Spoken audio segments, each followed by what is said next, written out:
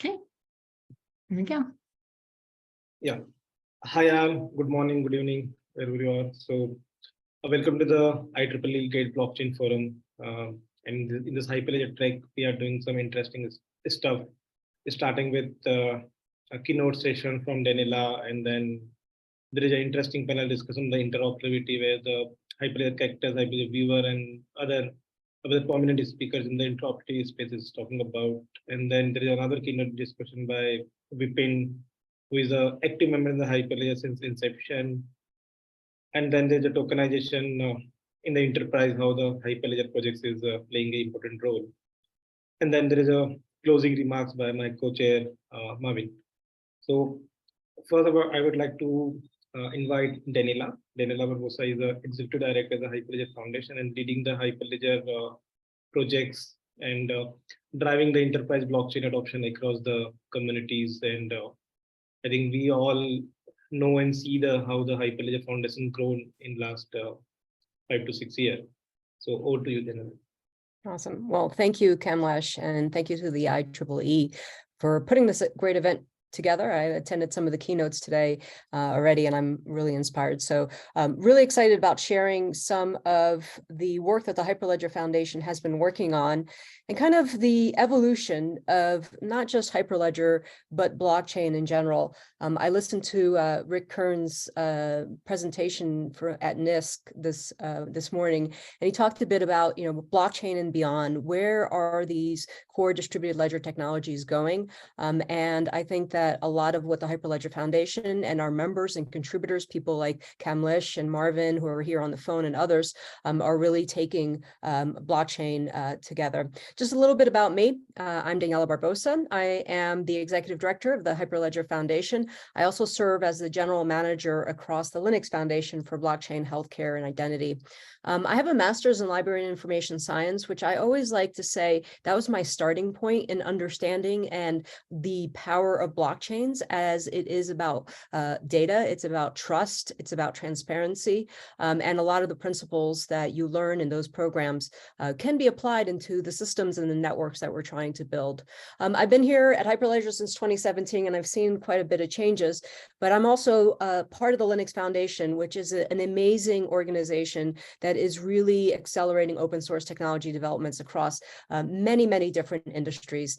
And for Hyperledger, it is a great opportunity, and for our community of members and contributors to be also in touch with many other critical open source projects across IoT and AI. And I think Kurt Wedgwood talked a bit this morning on his keynote around how blockchain and these tools are interacting and integrating with other systems as well. So at the Linux Foundation, we have the opportunity to really go across projects and really with a lot of the programs that we have as well.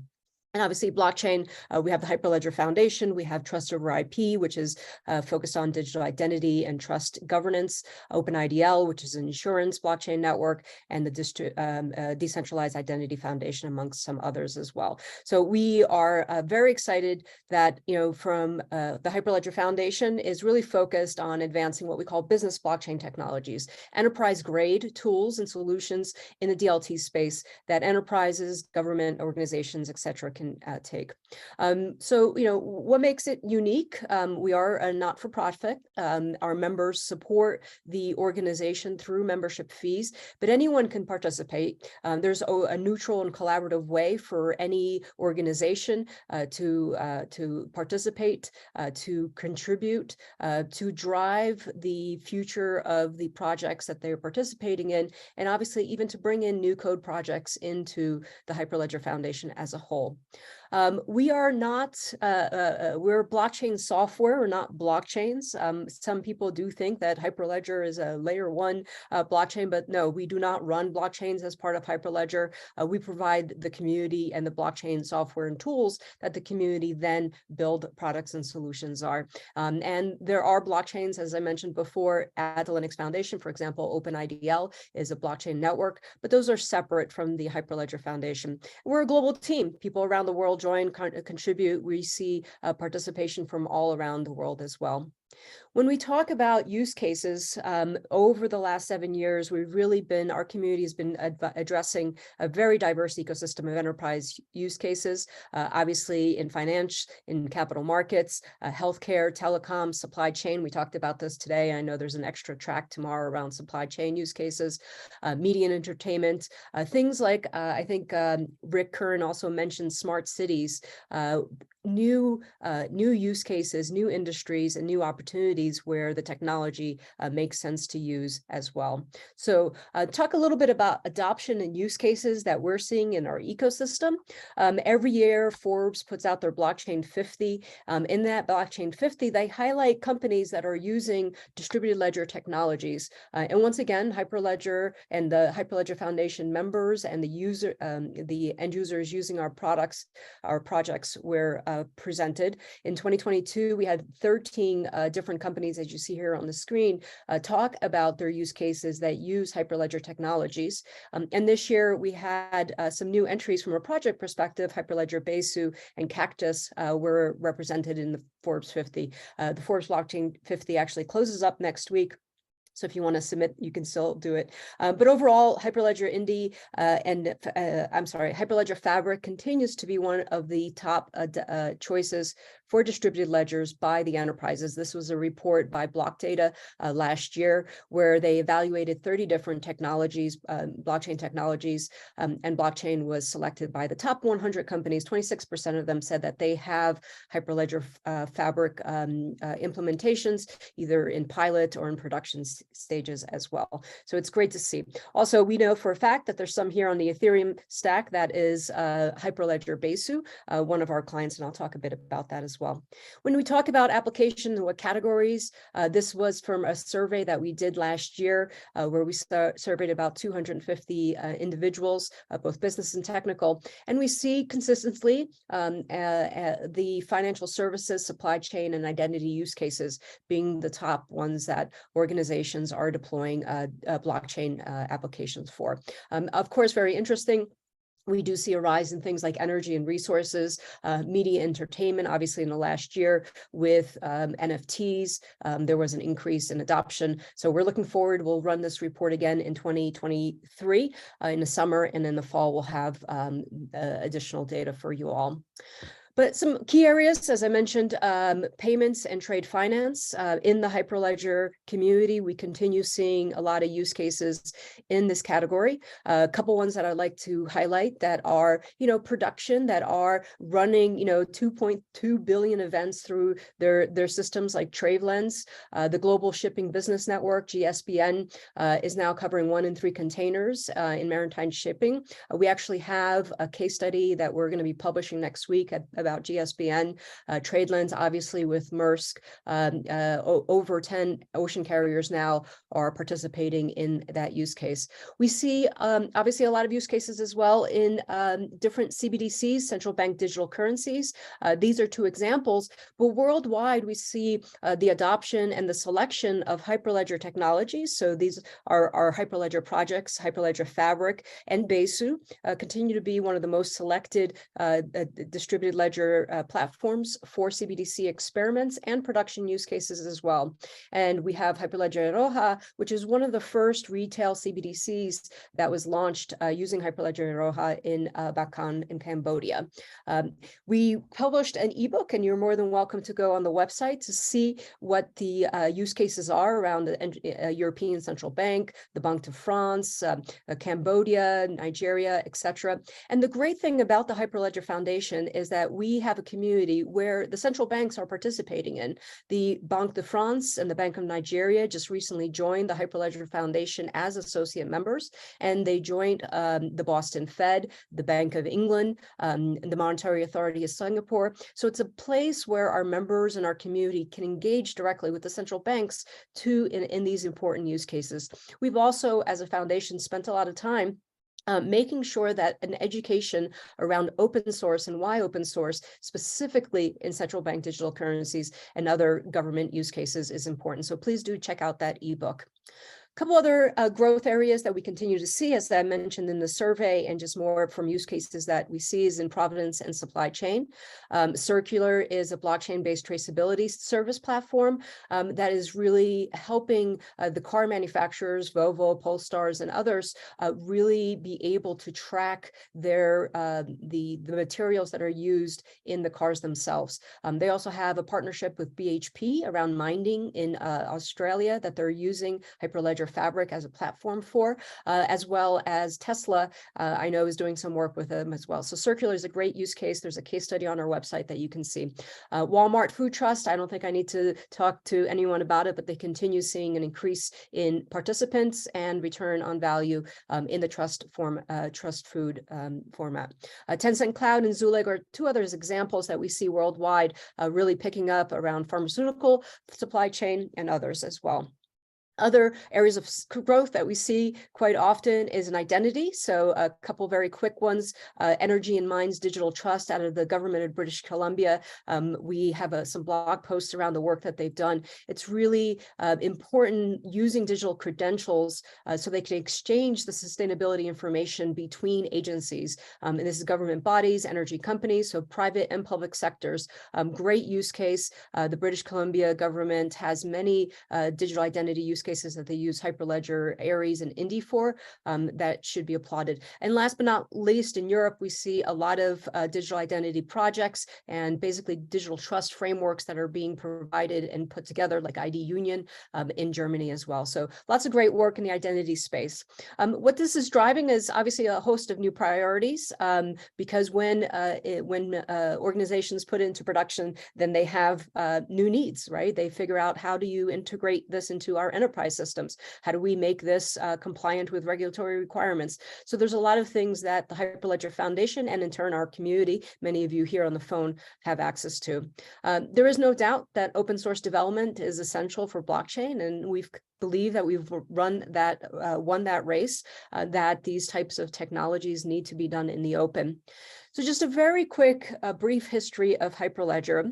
Many of you were, in 2015, the Hyperledger project was launched. It was a project with one project called Hyperledger Fabric at the time. And shortly after, Hyperledger Sawtooth and then Explorer and Nehora came into the project, the Hyperledger project.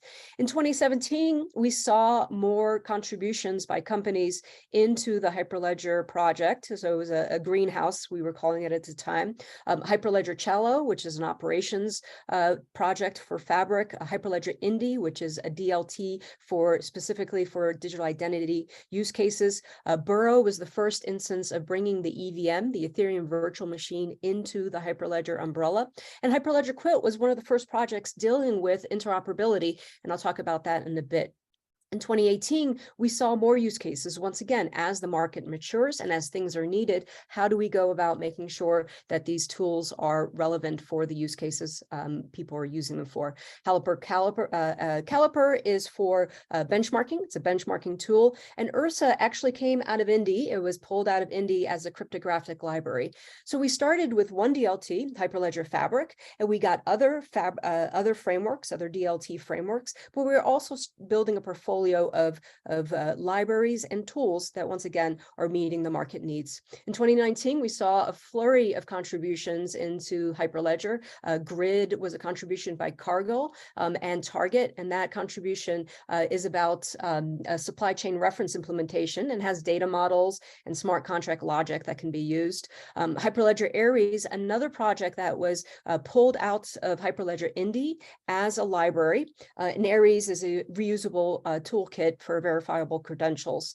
Transact, Besu, I'll talk about Besu in a little bit, was an Ethereum permissioned and public framework, and Avalon as well, another use case. In 2019, we also introduced the Hyperledger Labs. Today, we have over 50 different labs that are creating different types of use cases, technologies, experimentations as well. And many of our projects actually come from labs. So for example, in 2020, Cactus came in through the lab process, as did some of the others as well. And I'll talk a bit more about Cactus and the importance of interoperability. I know there's a whole panel on it next after after me. And in 2021, we rebranded. The Hyperledger project got rebranded to the Hyperledger Foundation. And I hope that as you see the evolution of our projects and the needs of the market evolve, that the foundation is now a true umbrella of projects, of frameworks, of libraries, of tools, of communities addressing different use cases around the world. And in 2022, we also had Hyperledger Firefly, which is a complete stack for enterprises to build Web3, secure Web3 applications, a really easy way for enterprises to get started. And it supports multiple DLT platforms, including Fabric and Besu and Quorum and Ethereum mainnet as well. And then Bevel came in as well in December. And last but not least, we have two more than in 2022. We have Solang, which is a Solidity compiler built in Rust. And just the Technical Oversight Committee approved Anon Creds, which is a verifiable credential that supports important privacy-preserving capabilities that is using zero-knowledge proofing as well. So as you see, it's not so brief because there's a lot of stuff going on, and there's great resources on our site to really understand. We have a very mature project lifecycle where graduated projects, as you see the top ones there, and the incubating projects, and then the labs as well, have a way for when you want to contribute a code base into Hyperledger, you have a process to get your code into graduated status as well, with a lot of support. Our community continues to grow thanks to our members. Our members are really diverse, from small companies all around the world to some of the largest service providers like Accenture, and biggest implementers like DTCC, and obviously companies like Fujitsu, Hitachi, IBM, and JP Morgan, but hundreds of companies and organizations, and as I mentioned, many government organizations as well that are supporting the community. And we have continued growth in contributors and commits as well. But today, the spectrum of blockchains, it's not just it's permissioned. We believe and have from the start that optionality and choices around the permission versus permissionless and public versus private are important. So we've always strived to be a home for different conversations and different use cases. And I think that as you see, for example, with Ethereum, since 2019, we've had Ethereum-based Hyperledger Besu. So Besu was a contribution that came from consensus in 2019.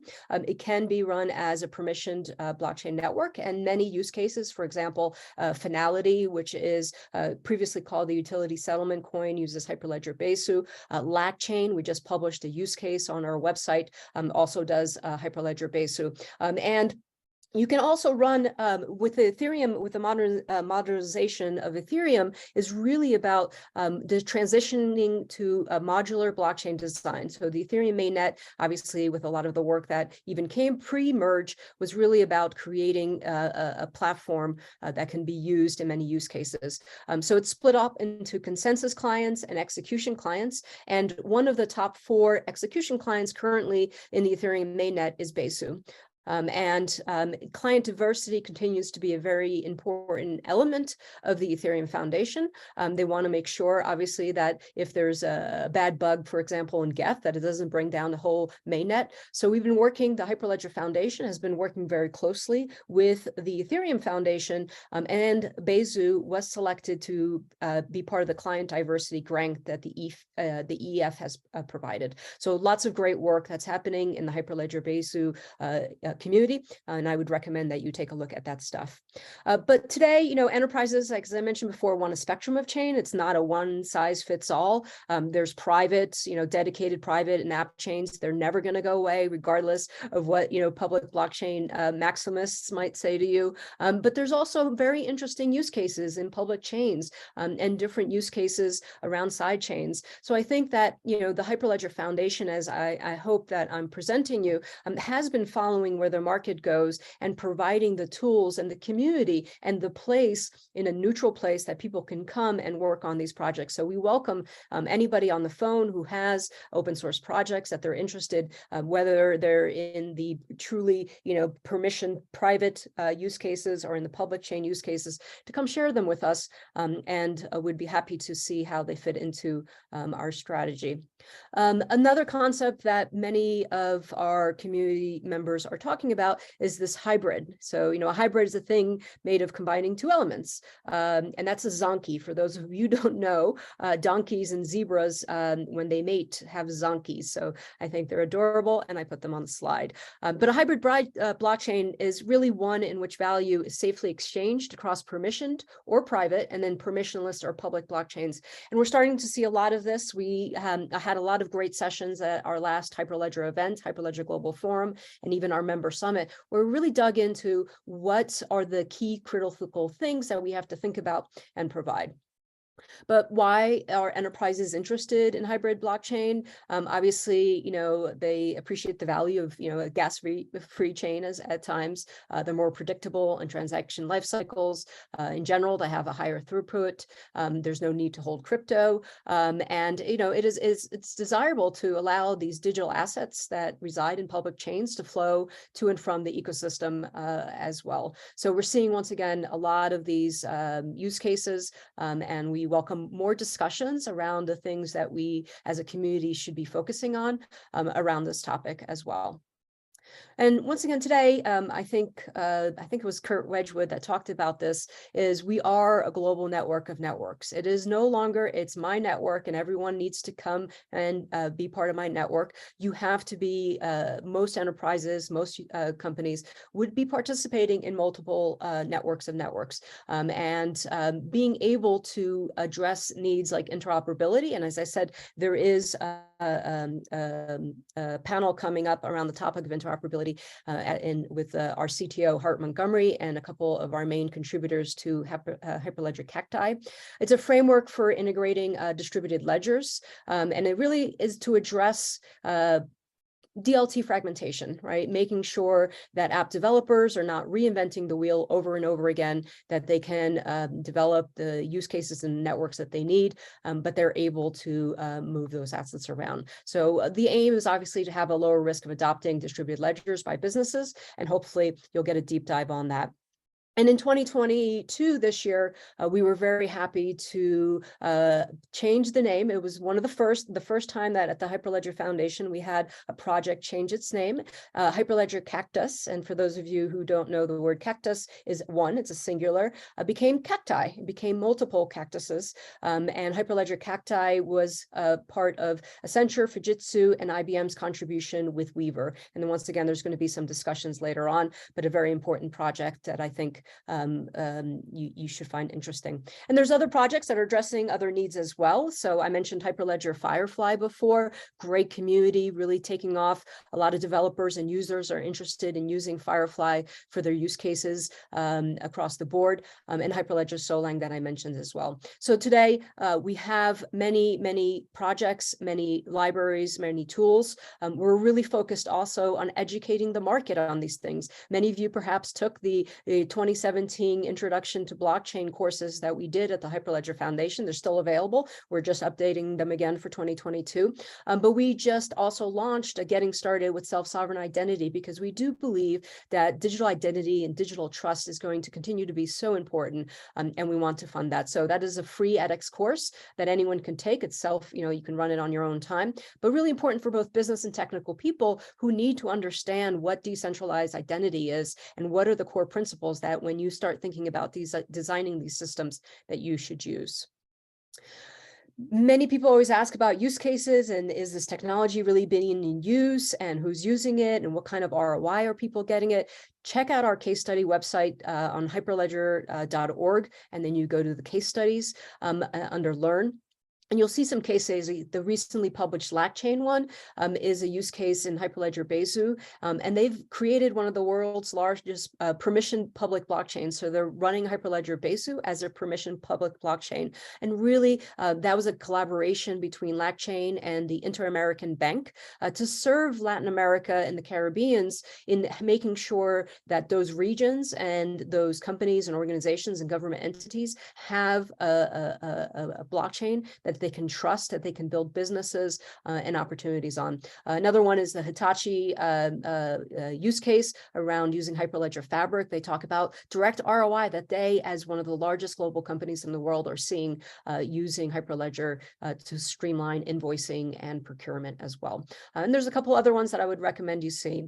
We also just finished up our Hyperledger Global Forum in September. There are hundreds of talks, demos, and workshops across all of these topics, including deep dives into many of the project families that I mentioned before. Governance and standards, interoperability, security. These are all things that as a community, we're coming together. We continue to come together the last 7 years, and we welcome anyone who's not participating to join us. Amazing amount of work that went through to all the speakers, and please do check out the recordings, lots of great content there as well. Our YouTube channel, if you want to learn more, always visit the YouTube channel. We are literally streaming every single day from meetups, from working groups, from different project teams. Please take a look. There's a lot of great things. Our special interest groups continue to really be focused on use cases around trade finance and telecom, social impact, great content, great for when you go for your walk, you can listen to a lot of these use cases as well. Last but not least, here is an open invitation. We are an open community. All are welcome to join us. Please join our community calls, contribute to any of our projects or labs if you're not already. Many of our projects have good first issues that you can go in and take a look at. And the maintainers and the project contributors are always happy to help new people in the community to participate. Do visit our blog and developer showcase. And for those of you on the phone who are Hyperledger developers, I encourage you to submit yourself as a developer. We want to highlight the work that our community is doing. And last but not least, from the website, you can also subscribe to our Hyperledger Weekly Dev weekly newsletter. And that gives you all the developer highlights for the week, including noteworthy pull requests, upcoming workshops. And we do have lots of upcoming live workshops around topics of interoperability. There's a Hyperledger Cacti interoperability workshop that's coming up next week, I believe, as well as Hyperledger Aries workshop. So please do check out our website under events and you'll see those details as well. And last but not least, we're on Discord. So please scan it, join us on Discord and come say hello. And, more importantly, come contribute what you know and how we're building these communities. So thank you so much for your time. And I'm going to stop sharing. And Kamlesh, over to you. Yeah, thank you, Rila. Is great to hear how the Hyperledger to Hyperledger Foundation and lots of success stories in the community. Mm-hmm. Yeah, thank you for joining us. No problem. Thank you. I'll go ahead and put you can always find me, maybe on Twitter, not so much nowadays, but you can find me on LinkedIn and I'll put my email address on there too. Feel free to reach out if you want to talk about any of these topics. I'm always open and available. Yeah, thank you.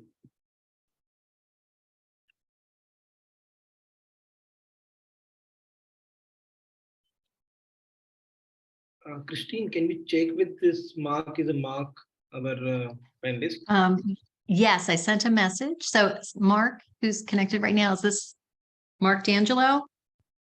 Yes. I wanted to verify before I set you as one of the speakers.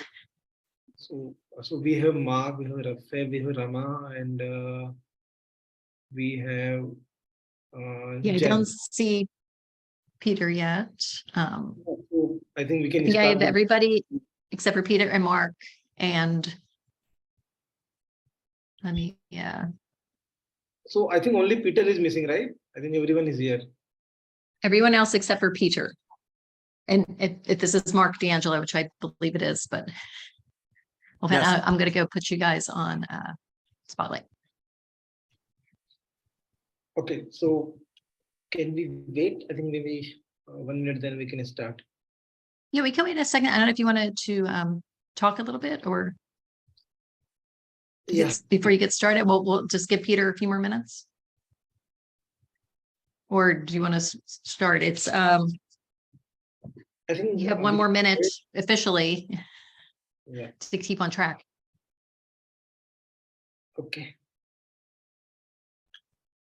So how are we gonna do it? So I will first introduce all the panelists, and set the context about the blockchain interoperability, and then uh, uh, question to everyone to share their ideas and thoughts about what they think about the interoperability and other different aspect and the different use cases around the interoperability. So let me start the introduction. Okay. Okay, hold on a second. Peter is not here, but anyway, we have good number of panelists. So first, let me start with James. So James Hendrick is a managing director for Giantess, as a co-founder of Distributed Blockchain Solution, is a global consulting company. He's around 25 years of experience in financial services, focused in the mortgage sector, working in the Fortune 100 companies to develop systems. And he's also quite good active in the Hyperledger community. He's a co-chair of the Hyperledger Financial Services working group, especially the mortgage subgroup. And he has past served a role in a different design executive and program management role with the Bank of America and SVP of business architect at Country Financial Services. Next, we have Mark. Mark Angelo is a serve as the innovation practitioner and advisor to the private equity and VC funded in the digital fabrics, data sovereignty, data services, and other decentralized finance space. He is also advising and to the 20 countries, hundreds of firms, and the Fortune 552 startups. He also is a graduate professor of innovation and entrepreneurship, the author of the 5 books on the transformative innovation, and columnist in the Mortgage Bankers Association and out of Washington, DC. And next we have Ramakrishna. Ramakrishna is a senior researcher at IBM and the main guy behind the Hyperledger Labs Weaver project, which is an interoperability project at the Hyperledger Foundation in the lab. And recently the merge with the Hyperledger Cactus project as a creator Hyperledger Cactus. He's a graduate from IIT Kharagpur and MS and PhD from UCLA. And he's before working in the IBM, he was at the Microsoft team and working the different projects. And currently, as an IBM research, he's working on mainly blockchain and Hyperledger and interoperability. He's also co-author of a couple of books in the Hyperledger Fabric deployment, and also currently writing another new book in the second version of the book. Next, we have Rafael Belcher. He's a researcher at INSEC ID. There's in third year PhD graduate student at the Techno Lisboa, gratefully advised by the Professor Andrea and Professor studying the intersection of blockchain interoperability and security. And I think he's quite active in the Hyperledger community and writing the research paper and working with the Hyperledger Cactus team to how to design and derive the Hyperledger Cactus project is a more interoperability use case in the research perspective. So do we have Peter or can we start? I think, okay, we don't have Peter.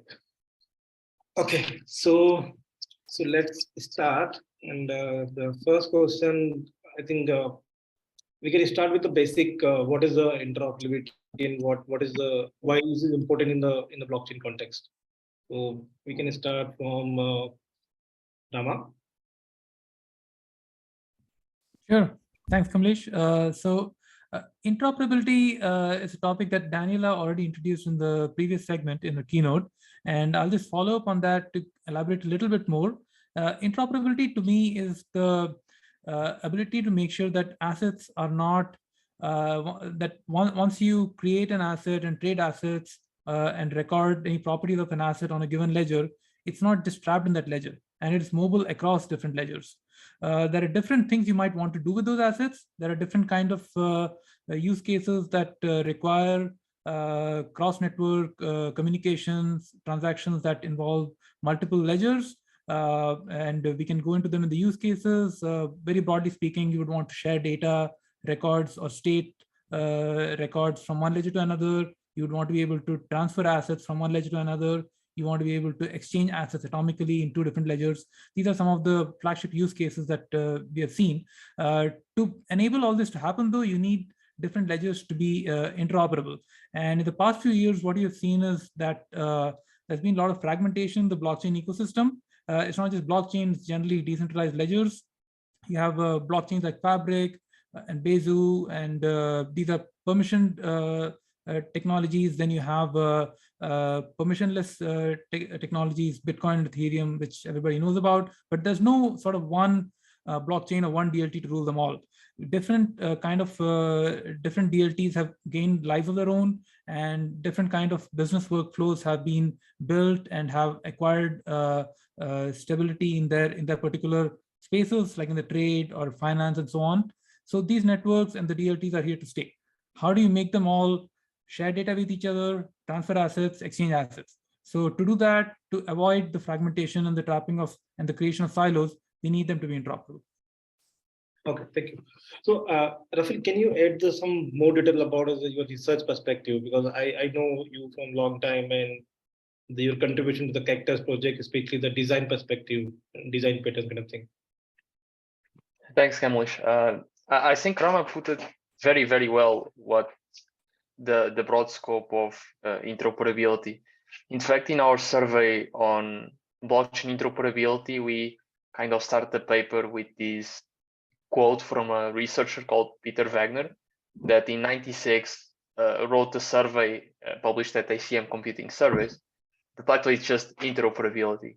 So he opens it up with something like, interoperability is the ability of two or more components to cooperate, software components, despite differences in interfaces, programming languages, or software functions.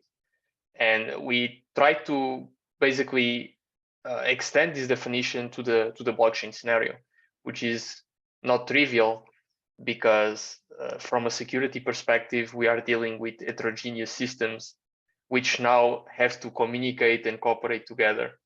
So if we take the security of a composable system, it will be bounded by the weakest link, which is probably bad news for such complex systems as distributed ledgers. So we're having a sort of blockchain of blockchains, or system composed of blockchains, which is very tricky to handle from a security perspective. Yeah. So I would say, to conclude, that security is paramount, and we're trying to understand better at Hyperledger Cacti what is an ideal model for interoperability, composed of, well, some Hyperledger projects, but not only. Yeah, thank you. So, Rafil and Rama, we heard about the technology perspective, like what the interoperability means, but as a James and Mark is represent the business domain and business person. So I would like to know from what you think about the interoperability and what you need to consider how the different blockchains are interoperable. So Mark, you can go first, and then James can talk about like what your views about the interoperability in the business perspective. So much, thank you. From the business perspective, and I probably this actually year I celebrate 40 years of being a computer scientist. So I came out doing this for 4 decades now, and I've seen a lot of different evolutions. And from the business perspective, I actually work for private equity and venture capital. And so we tend to look for these interoperable type of solutions and how they are applied to use cases. So for us, interoperability, especially let's say financial services, we understand that there are different blockchains, there are different verticals, if you will. And James, you and I go on the mortgage side, and so we can pick on this. But if I look on just a simple thing in the United States, the process of getting a loan, it's the most complex financial transaction as a use case. The question is, you have about 8,000 data elements. You have 84 different processes that comprise it, from the time of customer contact to investor reporting and investment of that asset. And you look at that, and you look at those two ends, you say, how much of those 84 processes, that 8,000 elements of information, the standardization, the different systems that are there, everybody wants to do blockchain, whether you're in servicing or customer service or whatever, everybody's developing their own. And I sit there from the investment standpoint and from the customer standpoint saying, why can't we get our act together? Why are we making this so complex, and how do we simplify it, especially from a digital native consumer, which, you know, as I say, you know, people look at me and say, well, you know, I can't say I'm old anymore, so I just say I'm not Gen Z. But if you look at this and you look at the mindset, how do you integrate all that information from start to end? And our consumers are, you know, from the investment, the business side, they don't want to deal with all this interoperability issues. They want the seamless integration. They want the email exchange. They want the SMS message exchange. They want those kinds of standards. And oftentimes when we start talking about interoperability, even within an industry, a vertical industry like the mortgage loan processing or broker dealers or whatever in finance or healthcare solutions, we find out those standards just don't exist. And as a computer scientist, you know, I kind of go back and say, I've seen a lot of our technical capabilities solved because we've got the best and the brightest. We are good at what we do, and we will figure out a way out of this. But I think what's going to drive this are things like, how are those use cases defined? And this is where, you know, I start thinking out of the box. I start saying, are our systems important, or is the data important? If we're trying to actually validate the data, and we believe in a decentralized distributed world and things like digital wallets and digital assets and all those components, it's really about the data, not the systems. The systems are in essence just enabling our ability to track that information. So from a business standpoint, we say, if I can reuse that data, I can have the immutability of those blockchains, I can begin to drive my costs down to zero in theory.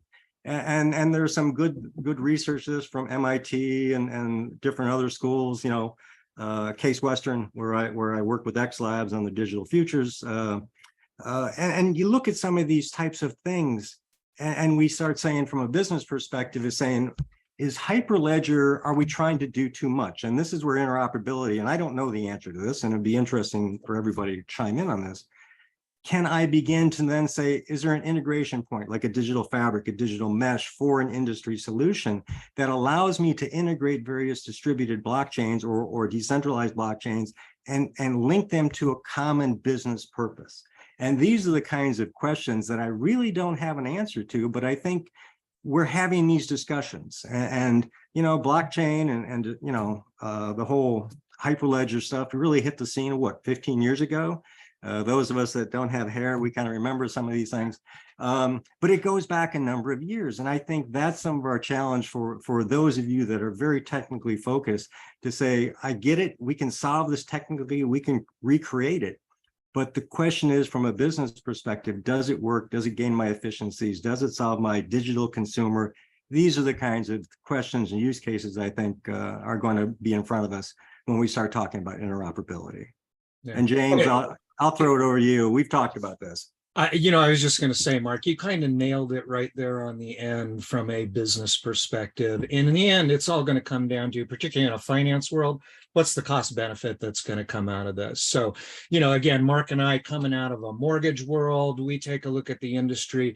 You're talking about a very complex industry with, you know, hundreds to thousands of data points and multiple players. You've got real estate agents, you've got lenders, you have underwriters, you have appraisals, and that's before you even get to selling the loan off and moving it over to the servicing side.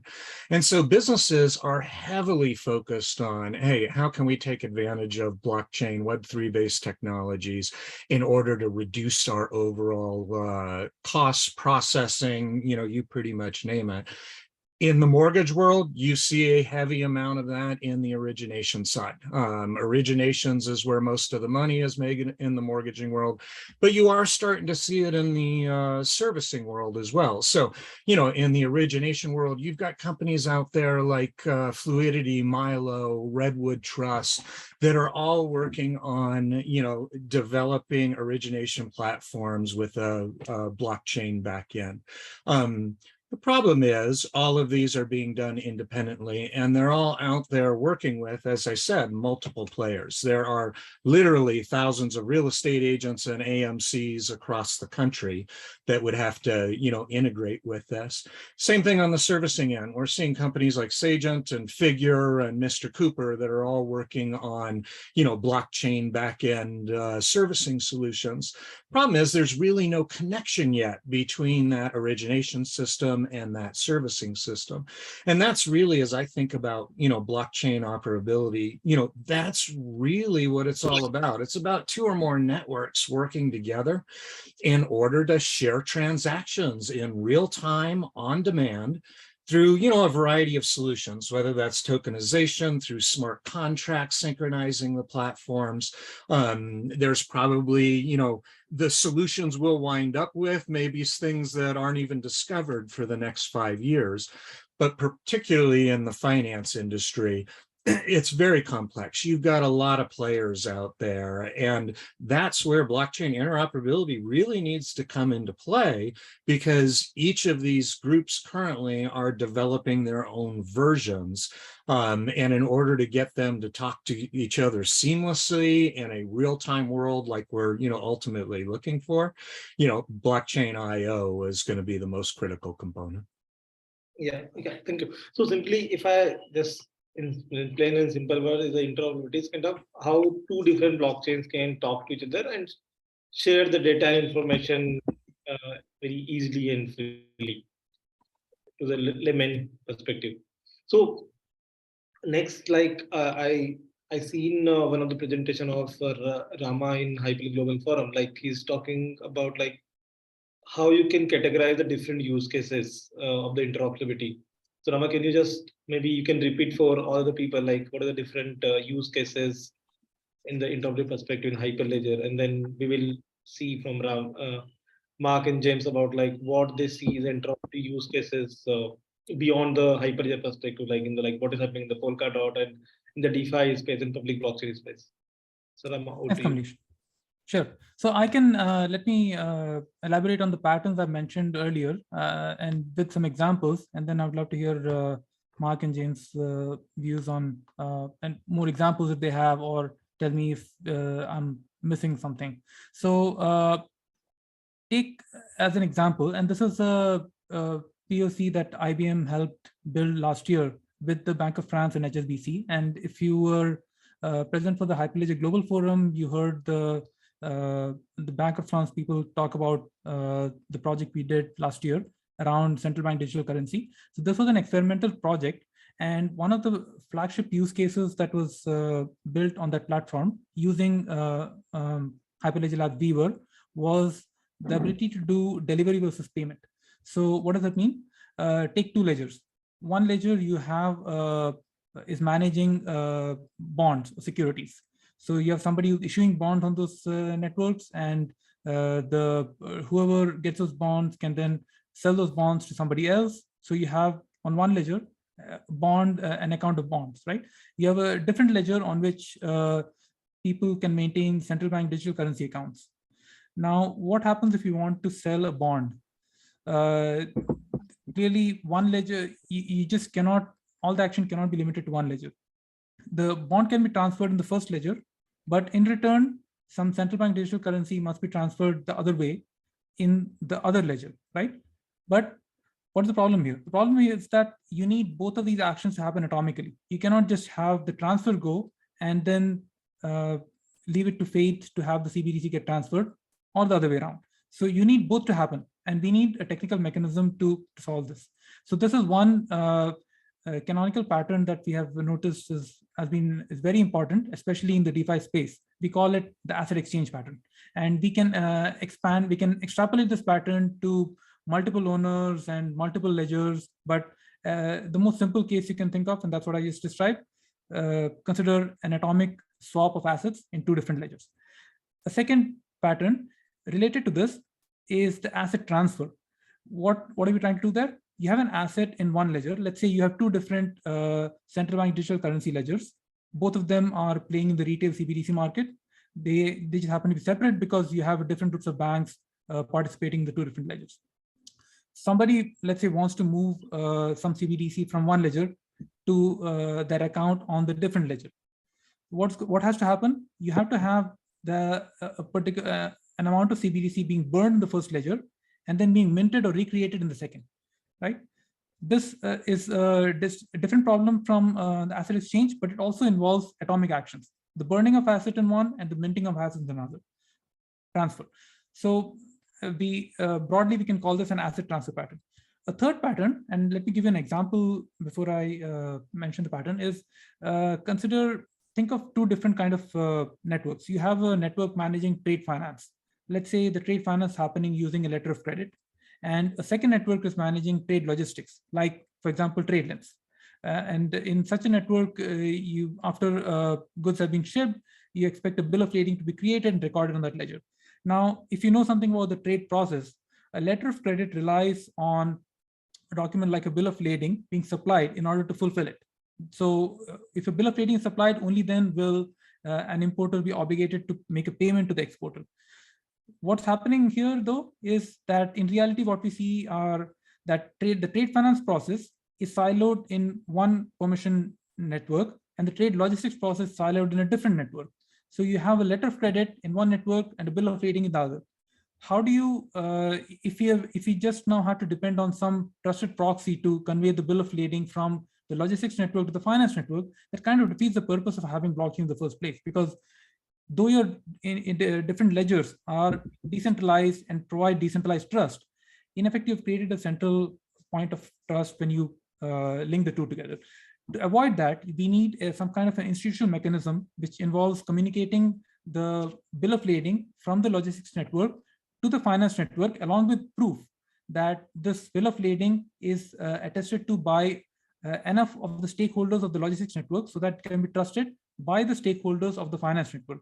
So this proof creation and the proof verification has to happen in a decentralized manner, network to network, and not just rely on trusted proxy. So we extrapolate from this to create a pattern called data sharing, which is sounds like a bland term, but it actually covers a lot of such use cases where you want a record that has been that's part of a blockchain in one ledger being communicated with proof to the blockchain of a different ledger. So these are three broad class of use cases that we have identified as being typical of a lot of blockchain interoperability use cases. And like I mentioned, the asset exchange and also the asset transfer use case were something that we implemented in an experimental POC last year with Bank of France and HSBC. So I'll turn it over to the rest of the panel. Thanks. Yeah. So, so I think Mark and James, like Rama talked about three different patterns, and kind of the asset transfer, asset exchange, or some third is kind of getting the data from the other ledger and using in the another ledger for some proof perspective. So do you see any use cases which can't solve by this kind of these three patterns, or you have something new which you'd like to share, or some interesting use cases which you think like blockchain can play very important role, the hyperledger character or other kind of interoperability solutions? Yeah, Mark. Thanks, Mark.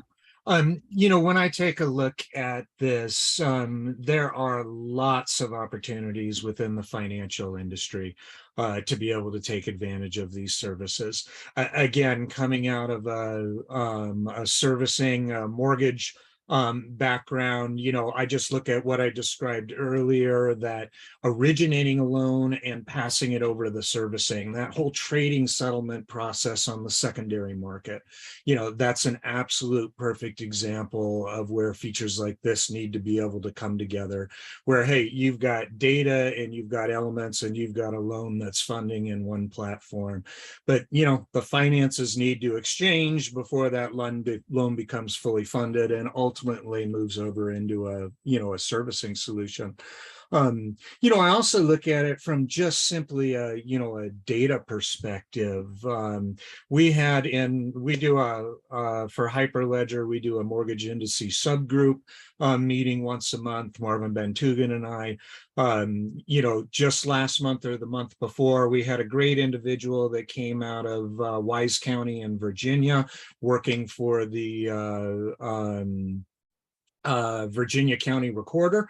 They are developing a blockchain in order to be able to track all of the properties within Wise County. The problem is each one of the individual county recorders operate independently. And so if you want a state view of that, of Virginia, you're not going to get it. You're going to be herding cats to try and bring them together for a solution, let alone looking at a national version of that. And that's where interoperability is going to, come into play, because in that example, you've got Riverside County in California that's doing a very similar thing. You've got Cook County in Illinois. Reno is actually developing a historical title registry for all the historical properties in Reno. But again, each one of these is independently operated at the moment. They're not designed to, readily connect over to the variety of loan origination systems that are out there, or into, ultimately the servicing or the trading settlement platforms that are there. Mark, you want to add to that? Thanks, James. And Rama, thank you. I mean, those are excellent examples. But again, putting my traditional computer science hat on with a business, what you've done is actually begun to solve for the existing way things are done. All right. And so as a business person, I sit there and say, that's great. Supply chains are being disruptive, 2020 threw everything into turmoil. How you source it, where you source it. When you look at like an ESG, the environmental, social and governance type of standpoints, where was the origin of that information? How is it vetted? Is it ethical? I mean, we go on and on with this stuff on the supply chains, be it a supply chain of information or a supply chain of goods. And so when you begin to look at what you've done, this is where I put my McKinsey and Carney hat back on and I say, okay, you've got the capability. Now the real issue is, you have the endpoints, you have one solution, you have the ability to link them from end to end.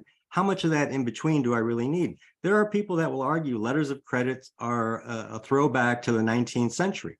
So when I begin to look at that redesign, I begin to look at my ability for blockchain to disintermediate how business is done. I think that's where interoperability really starts to change the discussion. We changed it from a discussion, much like your use cases, Rama, where you said, I can do this. I can do it from a bond, a settlement, to CBDC, especially when we start talking digital dollars going to hit here in 2026, 27, whatever that is. When we look at that capability and we apply it end to end, that changes the dynamics. And that says we have the ability now to transform the way that information is flowing, the immutability, the legal status of it. It's completely digital. So why am I basically trying to solve for a paper-based system of generation 3 to a new industrial revolution, if you believe the World Bank and World Economic Forum, the fourth industrial revolution? We'll begin to look at this and say native digital is part of what we are beginning to live. Those of you that are millennials and Gen Z, you grew up with this stuff.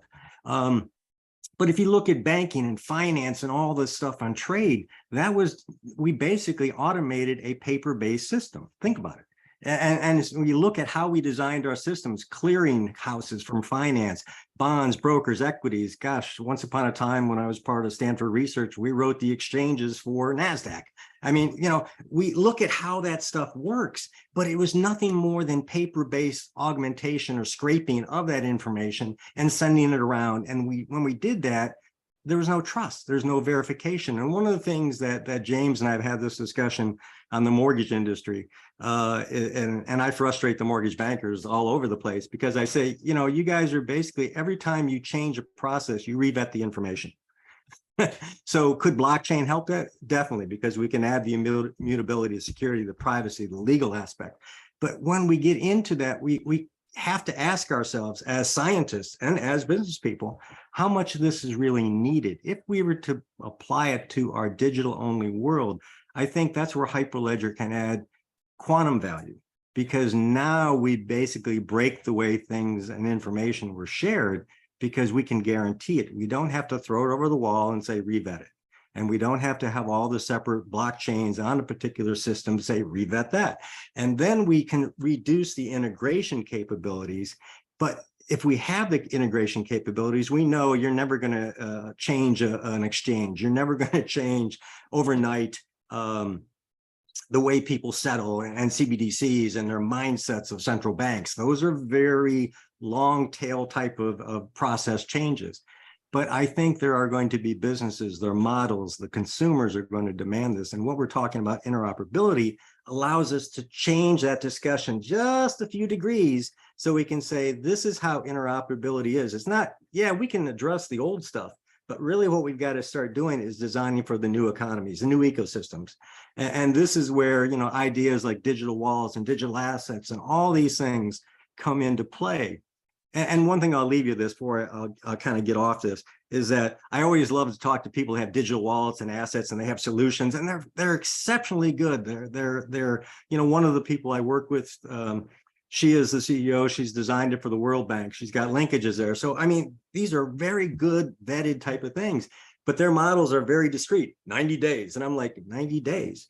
The world doesn't work in 90-day chunks, especially big corporations, big institutions, you know, systematized ways of operation, be it trade finance or mortgage settlement. So I think what you have for the use case is a launch point for a much greater discussion. And that's where, to me, interoperability really leads the change of legacy industries and really gets to change the ROI from a system ROI to one focused on data. And focusing on how that information is leveraged, because that changes the whole ROI equation. Ask yourself, if we all have the same technology, why are all the ROIs so different? Yeah. And we can talk about that, but again, I think you're spot on. It's just for a greater discussion in my. Okay, so Rafil, so do you have some point as per your research and innovation in the space? And then I will ask another question about the challenges and obstacles in the interoperability. So, yeah, sure. Thanks. By the way, I have to comment that Mark and James just made excellent points. Like Rama and myself tendentially focus on the technical layer of interoperability, but the true value lies on the semantic layer, organizational layer, and legal layer. And that's a whole world of complexity that can emerge. So we provide the technology and then people build the use cases. But you actually simplify your work simplifies our discussions because now we have a way to do it. So you're spot on. If we can do it atomically, securely, really leveraging interoperability, you know, versus integration. It's more than integration, right? It's the creation of new processes, and that requires new tech. And regarding innovation, I would like to point out that this is touching the barrier of knowledge. It's everything is very new. So interoperability in blockchains has been discussed for a few years, although work on interoperability has several decades. Pretty much since people started to realize that it's better to combine systems rather than creating new systems that absorb their functionality, right? And this brings a lot of attack vectors. So it would be good for people to choose carefully their interoperability solution, adapt to their needs, because probably there's no silver bullet. There's some trade-offs between security, decentralization, privacy, which is more important to some use cases than others. And so it's useful for people to work with trusted infrastructure providers that know what they're doing, that can mitigate the risks and the attacks. And if attacks come, people should have a mitigation plan, security response, an incident response framework, which we have been seeing tested when this wave of breach hacks has happened. So that's a consideration to have. We're still on the inception of, we barely know how to use effectively one blockchain, given, like, imagine managing effectively a system of several distributed systems. So we need some time for us to develop the technology and build use cases on top of it. Okay, thank you. So Rafil, the next question to you about then we will go to the other panelist about, like, what are the challenges and obstacles in the interoperability in the current trends. I can give one example. Today I was talking to one of my customer, and I was proposing one of my product build on the Fabric, and some kind of digital credential fabric. And now customer asks me like, can I use the MetaMask wallet to sign the transaction? So I think this is another one kind of problem with the interoperability, because like how you can use the different blockchain tech stack, like signing the transaction via the MetaMask and right into the Fabric ledger. This is another one of the challenge. So what are the different challenges you see as a researcher in the space? Then I will go to Rama and then take the input from the other panelists, Mark and James. So that's very interesting, because those examples are good examples of integration problem. You want to, for example, be able to see all your assets spread across different blockchains in one wallet, or use the same wallet to sign different transactions, or use one wallet to manage your identity across different blockchains. That's typically what we could see as an integration problem, which is a big issue. So the usability and the interfaces and the overall user experience is still a bit poor on most interoperability solutions, because mainly they're at the beginning. But we could, for example, emphasize bridges. So when you're trying to transfer your asset across bridges, you typically need to wait some time. That's not the best user experience. You don't have a lot of insights onto the process itself. So it's a bit opaque to the end user, although it's a bit funny, right? Although the backend is completely transparent. And in that regard, we could try to do some work on monitoring and providing more transparency, not only to the user, but also to the bridge operators. I think that would be a good, interesting venue for research and improvement. Yeah. Yeah. Okay. So I'll pass Rama, yeah. So Rama, so like in the even the Hyperledger itself, there are multiple different solutions. Like there's some of the IBC protocol, some of the relays, some of the bridges. Like Cactus have a different way of doing interoperability. Viewer is a different aspect. So how you see the interoperability challenges and obstacles to adopt it as a broader level? Sure. Before I go there, just like to quickly respond to the excellent points that Mark raised earlier. Just want to emphasize that, yeah, I completely agree with everything you're saying. With new tech, we have the ability to innovate in such a way that makes older technology obsolete. Sure, letter of credit is, as you say, it's a century-old technology. The thing is, what we are trying to do as technologists, and I think Rafael mentioned that earlier, is we have to ensure that given a particular state of affairs, everything is being done with the highest level of security and in the blockchain world with adequate decentralization. Given that you have some networks that are being built to emulate your older processes, we want to make sure that if they need to interoperate, they should be able to do so in the right way and not using any sort of stopgap measures. So that's really what that's one of the things that I was trying to emphasize with the data sharing part. And you can even forget that use case. It's regardless of what the individual networks do, if they need to be able to share data, then we would like to be able to provide a solution that enables them to share data with the highest levels of security. So that out of the way, I think Kamlesh, you were asking about other challenges facing interoperability, right? So one of the things, and I think here I would like Rafael also to pitch in, because he's been a part of this effort. And also actually what James and Mark mentioned with regards to the use cases earlier is there's so much going on in the blockchain world that there's so many, I mean, for any sort of even in a given blockchain system, let alone if you go into multi-blockchain systems, there are so many artifacts, so many steps in the process happening. How do you make sense of all of this? So the ideal way you would do this, and what has been done in the traditional networking or the internet world, is through standardization. You have a community-driven effort whereby you come up with, you define exactly what can be left to individual systems to manage on their own, and what those systems need to interoperate with each other. And if we can delineate that and provide standards for how different systems can talk to each other, then we can we can make this problem somewhat more soluble than it is right now.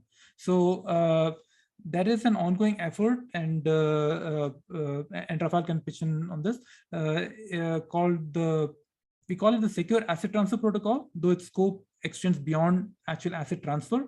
And we are trying to make a pitch to form a working group under the IETF.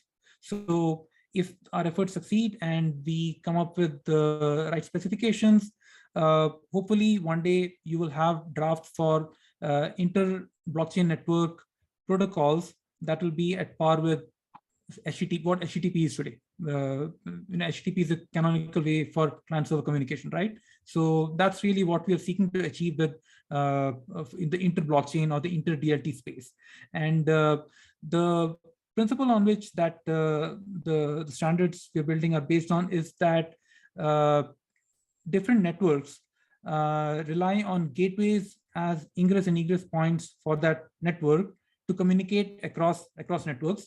And the gateways talk to each other using a completely neutral protocol, which is not tied to any given DLT, which does not care about a particular token standard, and it hides all of the complexity and all the specifics of the DLTs behind the gateway. So if you're building a network, how you maintain consensus among the peers, what kind of formats your tokens have, that's entirely up to you. And nobody is asking you to change anything. All we ask is that if you want your network to be interoperable with a different network, you enable your gateway to talk to another gateway using the standard protocol. That's all we ask.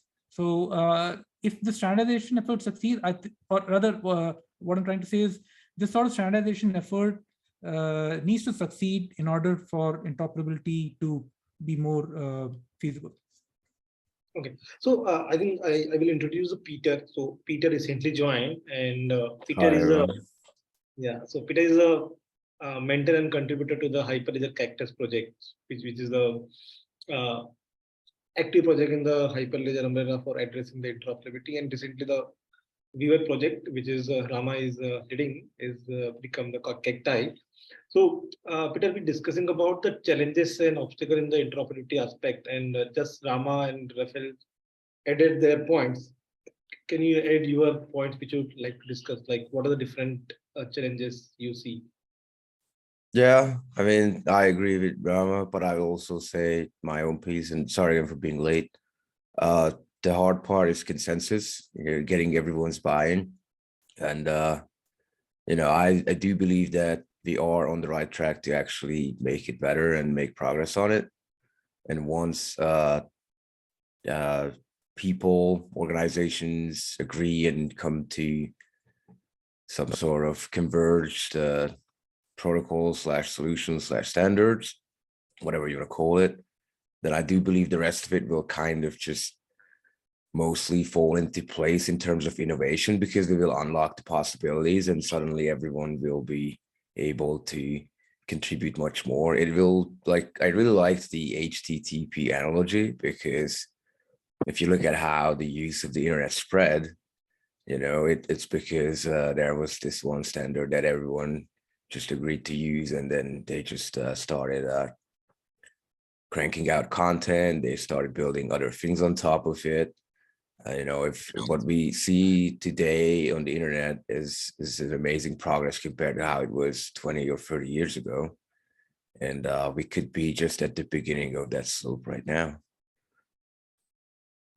Yeah, thank you, Peter.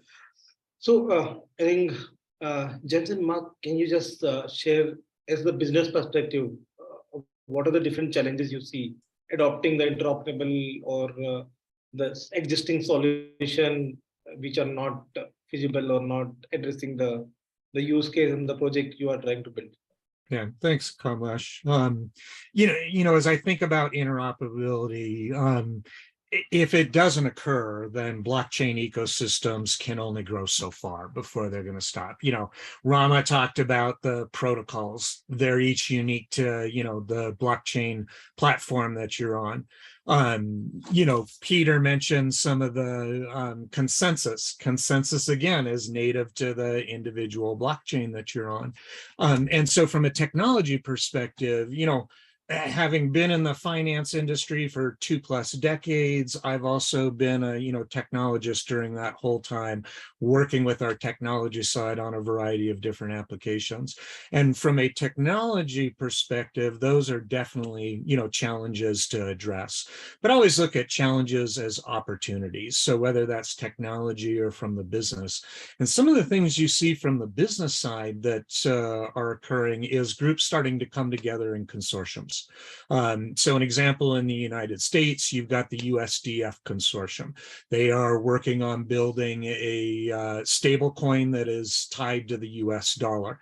There's a total of about 7+ different banks and financial institutions that are coming together to work on this in order to bring, talent, thought process, skill sets, all to the table in order to deliver a solution that is usable across multiple companies and organizations. You're seeing this go on around the world. In the industry subgroup, the mortgage industry subgroup, we talk about this every month. You see it happening in Europe, in Asia, Australia a couple of years back. They got together with about 5 different banking organizations and IBM in order to stand up a blockchain in order to start transacting across. That launched in about 2019. They're several years into that project now. So you are starting to see it more and more from the business units of business sides realizing that, hey, with blockchain technology, we're not necessarily going to be independent or operating independently. We're going to be working with other companies and organizations out there in order to transmit this data and information. And so there's advantages for us to come together as a group in order to develop solutions. Yeah, and I think you're right, James, and I'll just kind of put the point on all this. And Raf and Rama, I would tell you that one of the things I would add to your requirements you haven't already is again, having been through this for almost, like I said, 4 decades, the idea of blockchain, blockchain is going to become legacy, and there are different variations and versions. So if I'm again, let's think about how we originated some of this stuff. I mean, crypto, transactional type of base, it was always, what have you done lately? And it's just a progression type of an approach. Retail is very much like that. But when you begin to look at healthcare, you begin to look at finance, you begin to look at other industries that are legacy, that have existing customers, that have decades of information, we're going to be able to have to go back and look at that information and understand how to link it going forward. And so we're going to create this legacy requirement of blockchain. And that is another integration or interoperability type of an approach that when we do that, especially look at finance, for God's sakes, not so much the tradings of bonds, stocks, or even the supply chain, but look at assets, look at portfolios, look at private equity, look at venture capital, look at all the things that go on there, a consumer, a mortgage loan, James, 30 years, 15 years, you've got services that are on blockchain, and Rama, IBM is supporting some of those. And I've seen some of those beta systems coming out. All that stuff is going to be legacy probably sooner than later, because to James' point in the industry, especially finance, we're going to iterate very quickly. And so the idea of, put my computer science hat, compartmentalization, building blocks, layers of types of things, and layers that go not just vertical, like we think on an old ISO model, those of us remember that kind of stuff. You kind of look at horizontal and vertical. It's almost 3D dimensional type of information, interoperability that we have to deal with. So let's not solve it just for going forward on a transaction paper mindset kind of stuff. We're going to have to go back. And that oftentimes is not a requirement in our blockchain interoperability discussions. But I think as we get through these pilots, these POCs and stuff, that is going to be more and more of a requirement, because again, how do we measure innovation? I teach my students this. It's like, how do you measure innovation? You measure innovation in weeks and months. It's not in years anymore. And that's the challenge of blockchain, is competing in that world that you're defining. You're building the tracks in front of us. So let's not forget, we also got to traverse to the rear. Yeah, okay. So thank you. I think we have around 12 minutes. So I would like to ask, what are the potential interoperative solution which is a enterprise grade and available by the community, whether Hyperledger or other like Polkadot, for example. And what are the different, like, there are different of solution like relays, like bridges and like IBC. So what is the kind of enterprise grade interoperability solution? So I will start with Peter and then Rama and then Rafael, and then we can ask from James and Mark about the other than the Hyperledger framework. Do you see something like Polkadot and other IBC protocols? So Peter. I would like to refrain from picking winners or favorites because I have not done enough research to confidently say who is quote unquote the best. I've seen some good solutions out there that are very intriguing, but I will just selfishly put down Cacti, which Ram and I are maintainers of. I think with the recent addition of everything that Rama and crew brought in, I think we are in a very strong position to be enterprise grade. We have some kinks to work out, obviously, but we're working towards that. Yeah, thank you. Rama. Yeah, you have 3 contributors to Cacti here, so you're bound to be biased. So, I know. But so yeah, Polkadot Cosmos exists, and they have been around longer than Cactus or Weaver.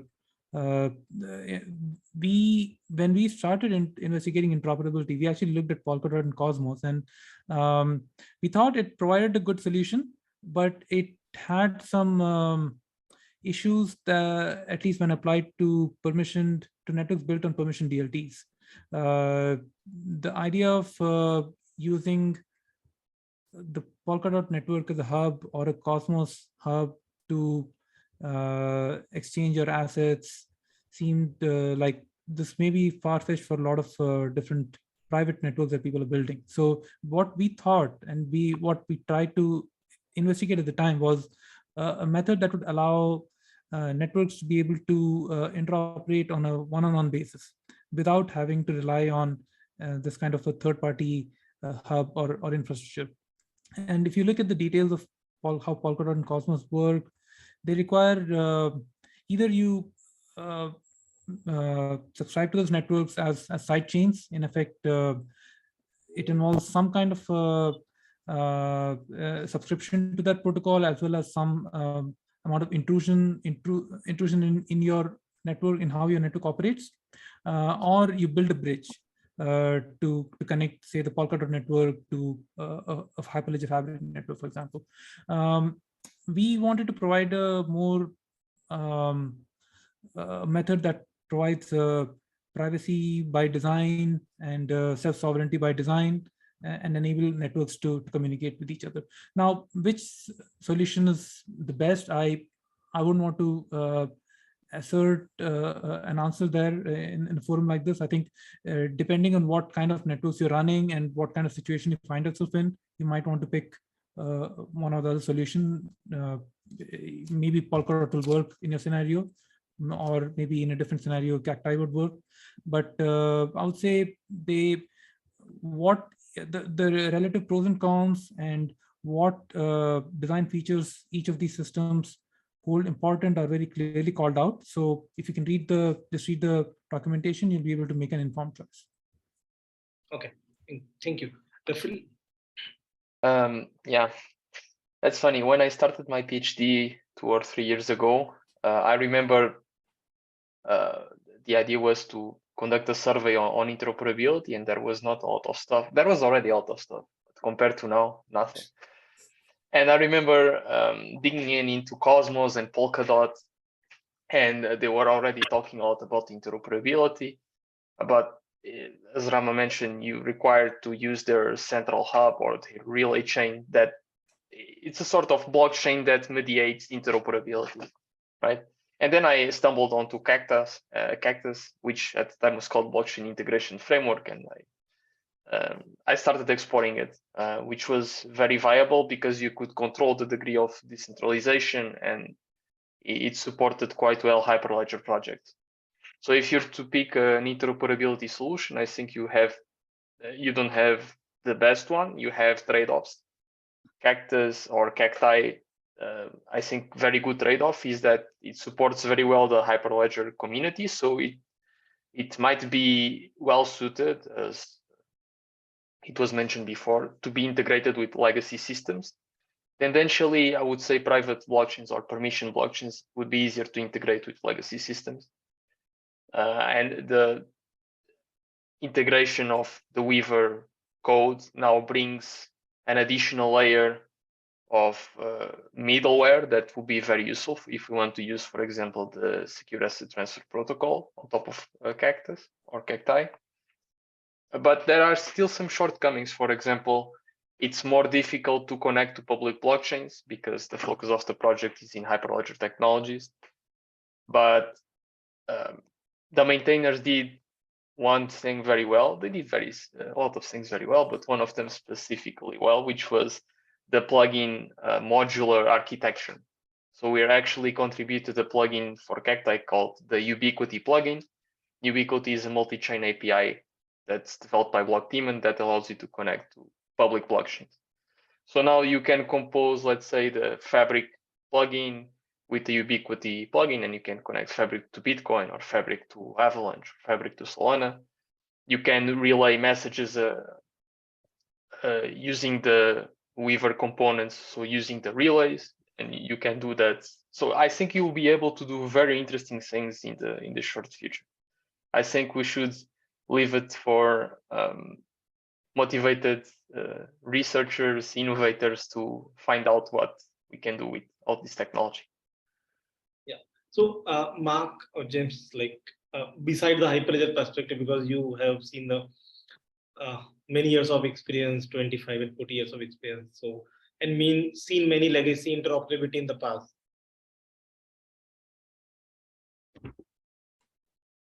You know, I'll echo James' point earlier. I think what you're going to see, I mean, you know, again, Cosmos, Polkadot, what is it, IBC, and some of these other ones that are out there talking about how to exchange information.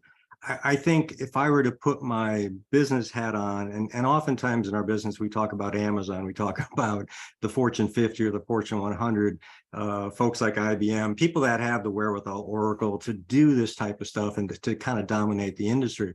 The challenge for most businesses, especially if you go into mortgage or even some small broker dealers, investment banking, whatever the case may be, healthcare providers, they don't have the capability to develop this themselves. They're going to have to participate, and it's probably going to be through a consortium. It's going to be people that provide that capability, that plug and play. I hate to use that term or phrase, but it's something that allows them to exchange information with others without having to invest the capital to find the skills to redo their organization, to all those things that we talk about. So I think consortiums, those groups for especially medium to small businesses, are going to be critical for a large scale adoption, because we always pick on the Amazonian data of the world and all that other good stuff. And Amazon may dominate, especially like with their alliance with Berkshire and JP Morgan over the last couple of years. You know, they may dominate the healthcare industry in a different way because they approach it from a different angle. And so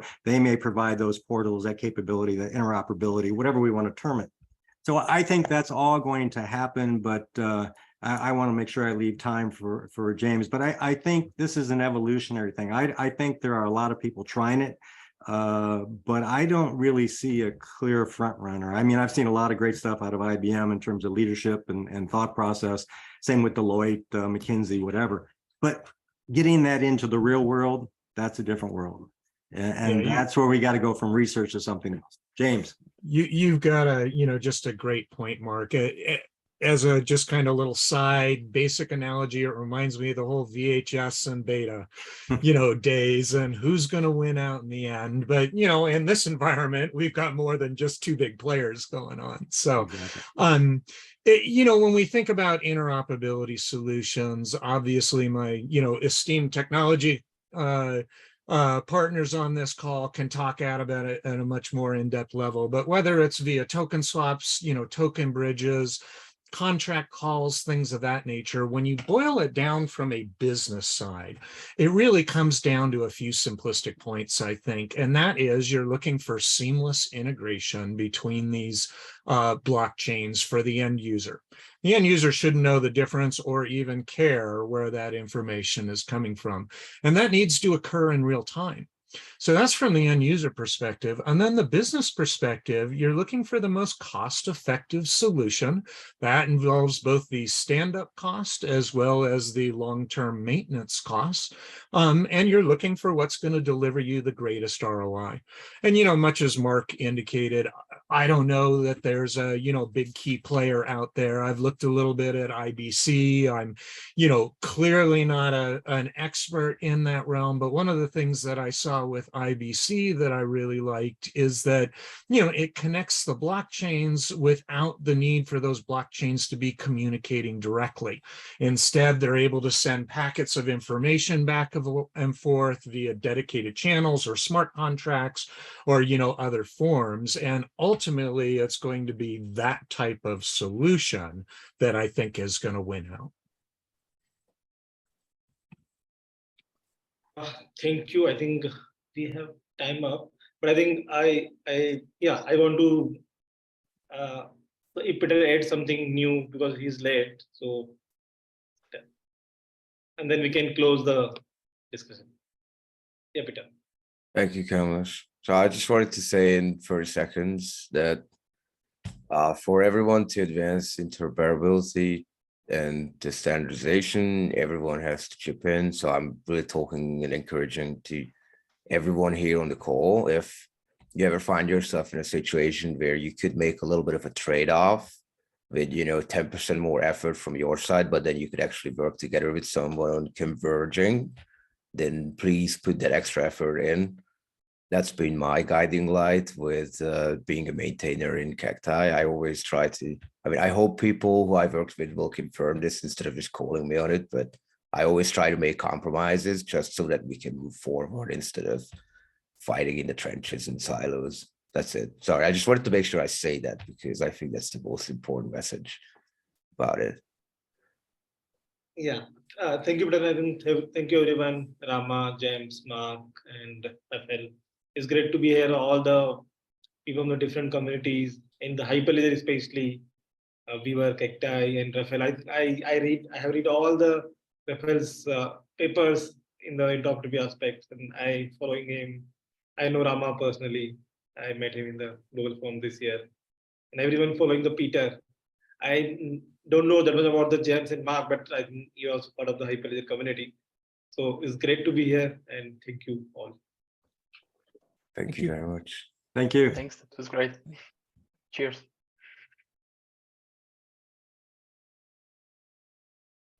Yeah, Christine. So you can make Marvin as a co-host, and I think Vipin has joined. Yes, yep, they're both here, and I'm just verifying who's going to be showing the slides and make sure I spotlight who needs to be spotlighted. Yes, I will be showing my slides. Okay, great, Marvin. Christine, be sure to stop recording and then restart it for the next session. Okay, I thought we were doing the whole everything. We're just leaving it all together. Oh, you can if it's a 90-minute session or a 2-hour session, that's fine. Yeah, because this is a whole session. These are all together. These are all sub-sessions of the Okay, very good. Yeah, I think that's what we decided in the beginning. We're just going to leave it record the whole thing All right, very good. till noon. Okay, great, thanks. Sounds good. So I'm removing the slide. Yeah, okay. I will. Okay. So Christian, you make Marvin as a co-host, and he will introduce Vipin, and you can go ahead. Hey, thank you, Christine. I just wanted to introduce everyone to Vipin. He is the chair for the Hyperledger Special Interest Group Financial Markets. He's been a fantastic help to our mortgage subgroup. So I want to personally thank Vipin for all of his support and the leadership that he's provided. That's been a great group for us. And he has been so active in the Hyperledger community. He's a full stack developer. He's got an extensive background within financial services, working with some of the largest investment banks and broker dealers on Wall Street. So he's got a ton of industry and technical experience. And with that, I'll turn it over to you, Vipin. Thank you. I hope you guys can hear me. I'm following after this engrossing panel discussion on interoperability, which is, of course, a challenge. And I'm going to cover a lot of ground, but you know, I have to clip a lot of things out because obviously 25 minutes, you know, you cannot do much in terms of this extensive thing that I'm proposing here. So I'm going to share my screen and you have to tell me whether you can see it or not. I'm already 4 minutes are up, so I'm kind of, all right. So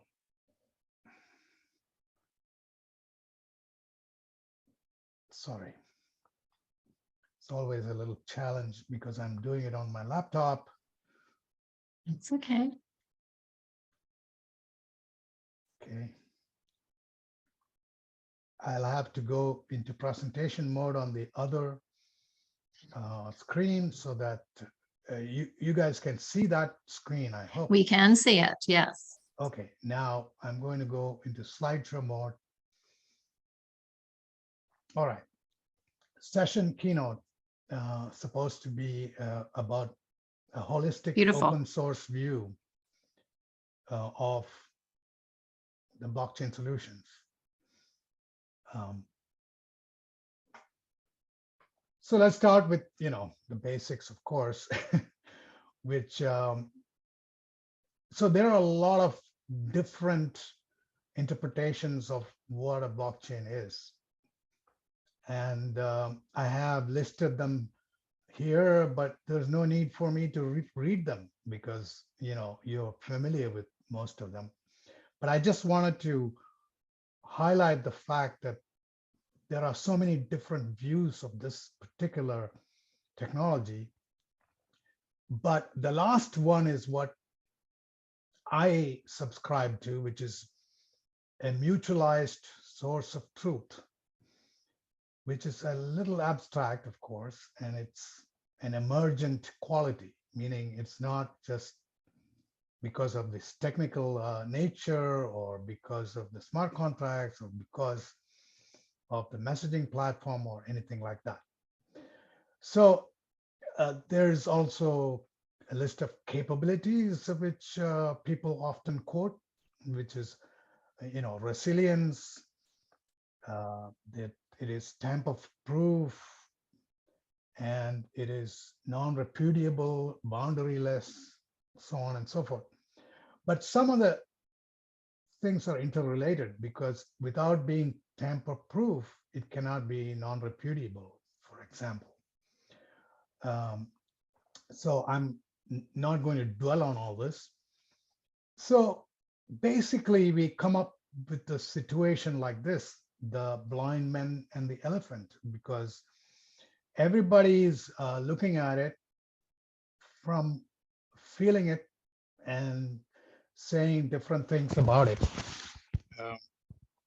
which is basically that it's a brush, it's a wall, it's a cube, it's, you know, all kinds of interpretations of what that is. So we have to move out a little bit in order to get a good idea of what it means, what is blockchain, right?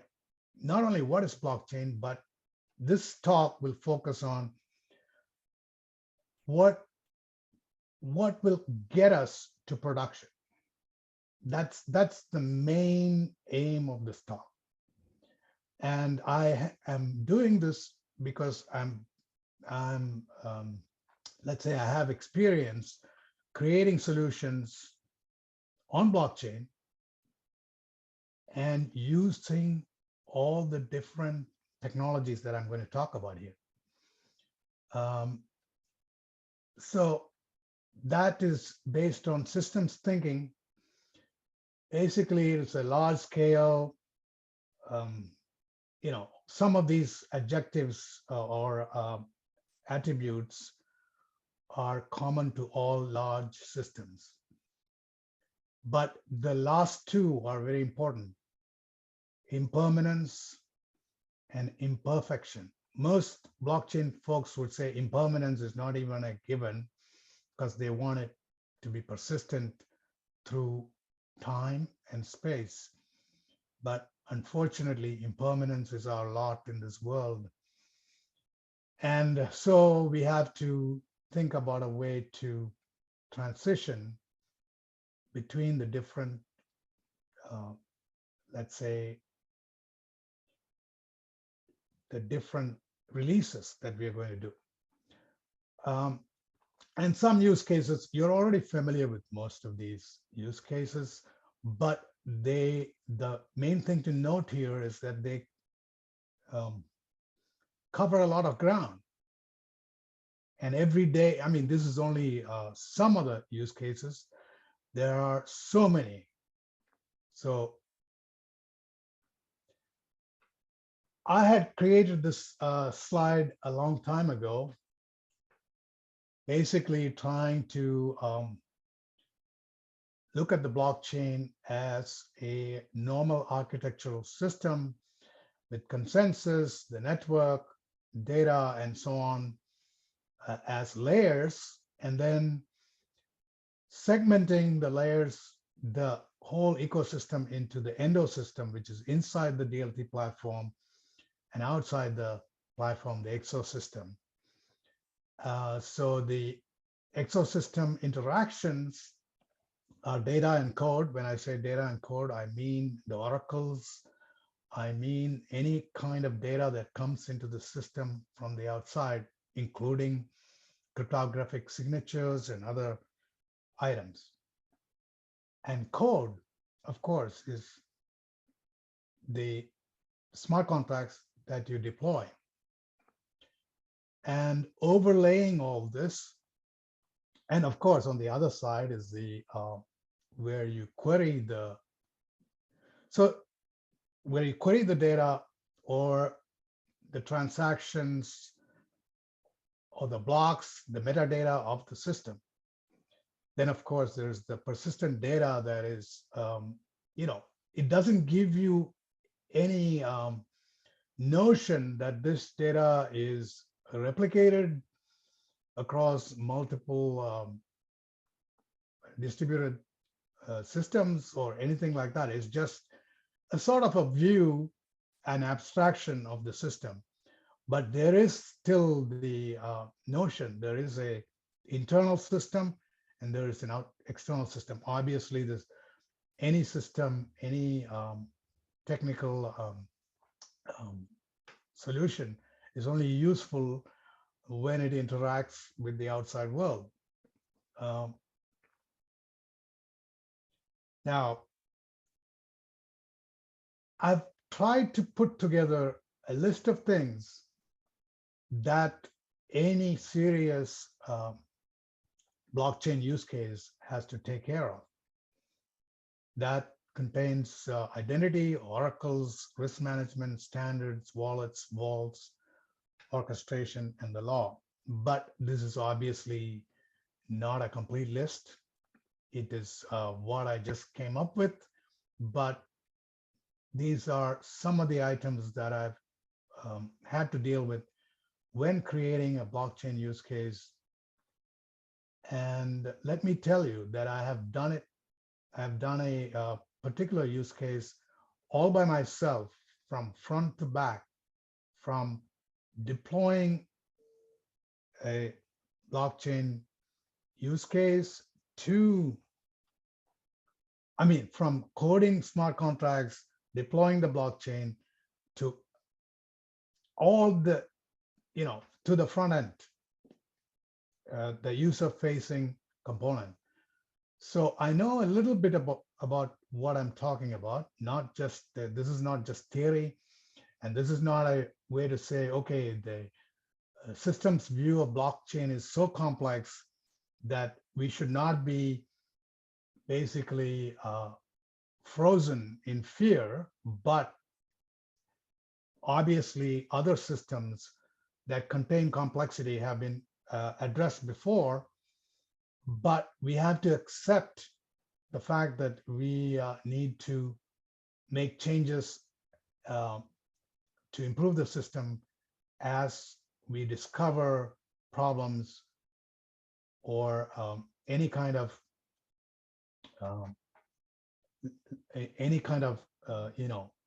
weaknesses in the system. And these are all emergent. The problem today with most of the blockchain stuff is that people don't want to make changes. They think that once they've written the contract, everything is good.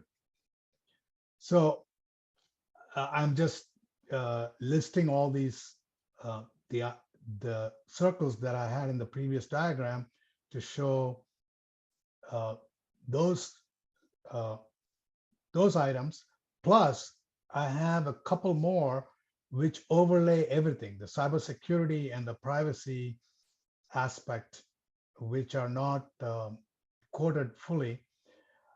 Now, I'm just going to go through each one of these circles, which are actually the ideas and the components that you have to handle in order to make a production use case. So identity, of course, we know what some of the things that you have to take care of: privacy, self-sovereign identity, Aadhaar, which is a national identity layer. Nothing special about Aadhaar, but it's just an example of a Genesis identity, Open ID Connect or certificate management. All of these are different ways of managing identity. We have to have some way of doing it in a production use case. So I circled through these various, the various aspects that you have to take care of. But why am I doing this? Because now I can go from here to what is available in open source software that can handle some of these items, some of these silos that you have to solve, some of these problems that you have to solve in order for a fully fledged production blockchain to exist. These are just lists at this point, but I'm going to come to a part where I'm going to talk about the Hyperledger stack, because we are in a Hyperledger conference inside the IEEE Get blockchain conference. I've tried to put these items, these projects that are part of the Hyperledger on a stack. The distributed ledgers are at the bottom, and the libraries that came later actually in the process are higher up the stack. And then you have more, as you migrate higher in the stack, you come to a place where the actual user interaction takes place. So my contention is that just using some of these open source items that I can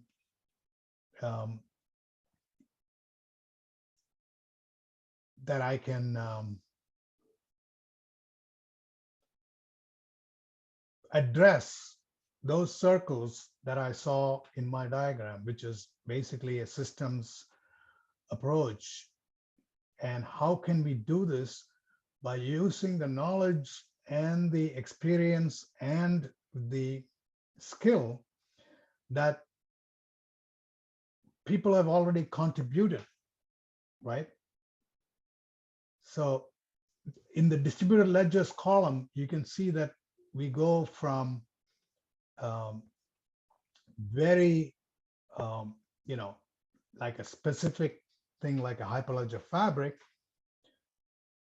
to something like Hyperledger Besu, which is basically a open, permission-less client for one of the largest ecosystems. And then we have Indie and Sawtooth. So we can mix and match some of these distributed ledgers in order to utilize their capabilities to create a blockchain use case or a solution. For example, you can do Hyperledger Indie to create the identity part of the solution and integrate it with Hyperledger Fabric for the business use case, and bring along with the for Hyperledger Indie the Aries library, which is in the next part, which I can show you is, a library. And Ursa can also be used to do the cryptographic signatures and other activity that is part and parcel of every blockchain. So now I have demonstrated through this that you can actually use, libraries and platforms from different levels of the Hyperledger stack in order to create your solution, right? Then you have the Hyperledger tools like Bevel, for example, which is used for orchestration, and Cacti, which people talked about as the interoperability solution. And of course, the orchestration part can be done by Hyperledger Firefly, and Caliper can be used to do stress testing. These are all tools that are available in open source. I mean, obviously, it would require a lot of effort to put them all together for a single solution. It's not going to be easy to do. So I'm proposing something else later in the same talk, where I suggest that we need some kind of an open source sandbox, maybe aimed at a specific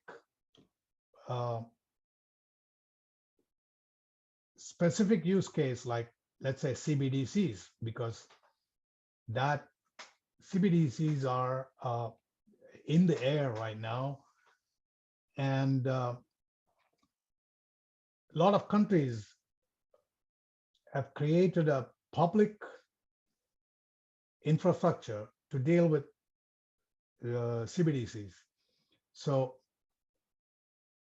in my opinion, we could create a sandbox, or forget the sandbox, but actually a place where we can experiment that combines many of these tools in an environment where they can all be sort of hooked together. But it's not going to be simple.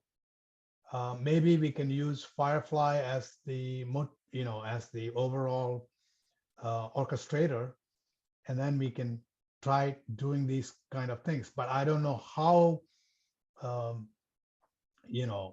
capable Firefly is of uniting all these different things together. That is, this is more of a vision, but it's rooted in experience. It's not just you know, me talking in the air. And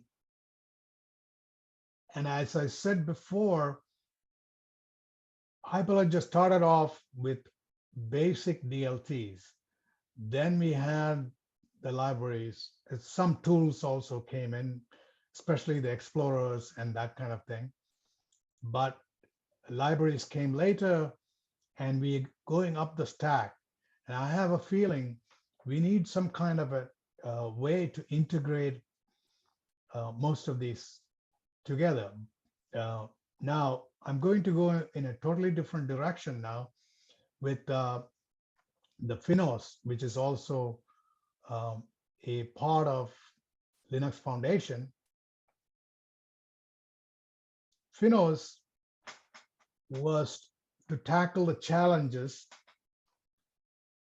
that financial firms were heavy users of open source, but they never got to a point where they contributed back. So Finos is an attempt to contribute back. Of course, it started out as a Symfony focused layer, but there are some fantastic components in there. Some of them are on a lower level than others, which is not obvious from just looking at this. But most of the frameworks are, you know, the 4 frameworks that they have here: the Exodus, Legend, Morphere, and Track, are the ones that inform other parts of the ecosystem. In fact, that means they are eating they are dog fooding their own components, which is a very interesting way of building the stack in Finos. Now, according to me, the most important one here is Legend, because it is a data management platform that can translate also into CDM, which is a standards-based organization. I didn't dwell a lot on the standards, although I have a slide for it, because, you know, I'm also conscious of the time. And I think we have come to the end of our time. What I'm proposing is that we have a turnkey system which combines all of these together, and only open source can solve that problem, really. And is there a way to actually have a set of computers that are open to people to experiment, almost like a test net? That is the proposal that I have today, the end. So thank you for listening. Hopefully it wasn't too much of a bore, but I had to cover a lot of ground. And, you know, I just got the notice yesterday or last week to do all this. So I was also challenged by time. Thank you, Marvin. Thank you, Kamlesh. Thank you, the organizers. Thank you, Vipin. That was a great presentation. And the fact that you were able to pull all of that information together in such a short amount of time and just speaks volume to the depth of knowledge that you have. I really thought it was interesting how you brought Finos into that, because I hadn't seen that perspective before. So, and I absolutely support your proposal of having a turnkey solution. But yeah, it's going to be a big challenge to see how we get there. So thank you again. That was a great presentation. Thank you. Let me get off to leave room for others. Okay, so now we're going to be going to our second panel, and this is going to be tokenization using Hyperledger Fabric. And I'd like to introduce the panelists that are going to be participating in this discussion. There's Hart Montgomery. He serves as the CTO of Hyperledger. Hart has extensive experience in blockchain and cryptography, previously worked in blockchain and cryptography research at Fujitsu Research, where he helped lead Fujitsu's effort in Hyperledger. Prior to Fujitsu, Hart received a PhD in cryptography at Stanford University under Dan Bonnet, where he was a Stanford Graduate Fellow. So welcome, Hart. I'd also like to welcome Mohan. He's a thought leader and speaker, principal consultant. He is the CTO of ChainYard. He's done extensive work in strategy, supply chain, blockchain, Internet of Things, and AIML as well. So welcome, Mohan. I'd also like to welcome Vikram. Vikram is a solutions architect for emerging technology with HCL. He has 15 years of industry experience and leads the blockchain practice at HCL. He's an active blockchain community member, Hyperledger Challenge Ambassador, Hyperledger Mentor, and leads the event organizations at the Hyperledger India chapter. Welcome, Vikram. And last but not least, we have Animesh. I'm not sure if Animesh has had a chance to join yet. Yeah, I've joined. Okay. Okay. Oh, there is. Sorry, looking at the wrong part of my screen. Sorry about that. He's the founder and CEO of CoinChain, technology company that's advancing global network for programmable currency distribution and exchange on blockchain. He has 24 years of experience in global companies like Lloyd's, RBS, HSBC, Wipro, and Infosys.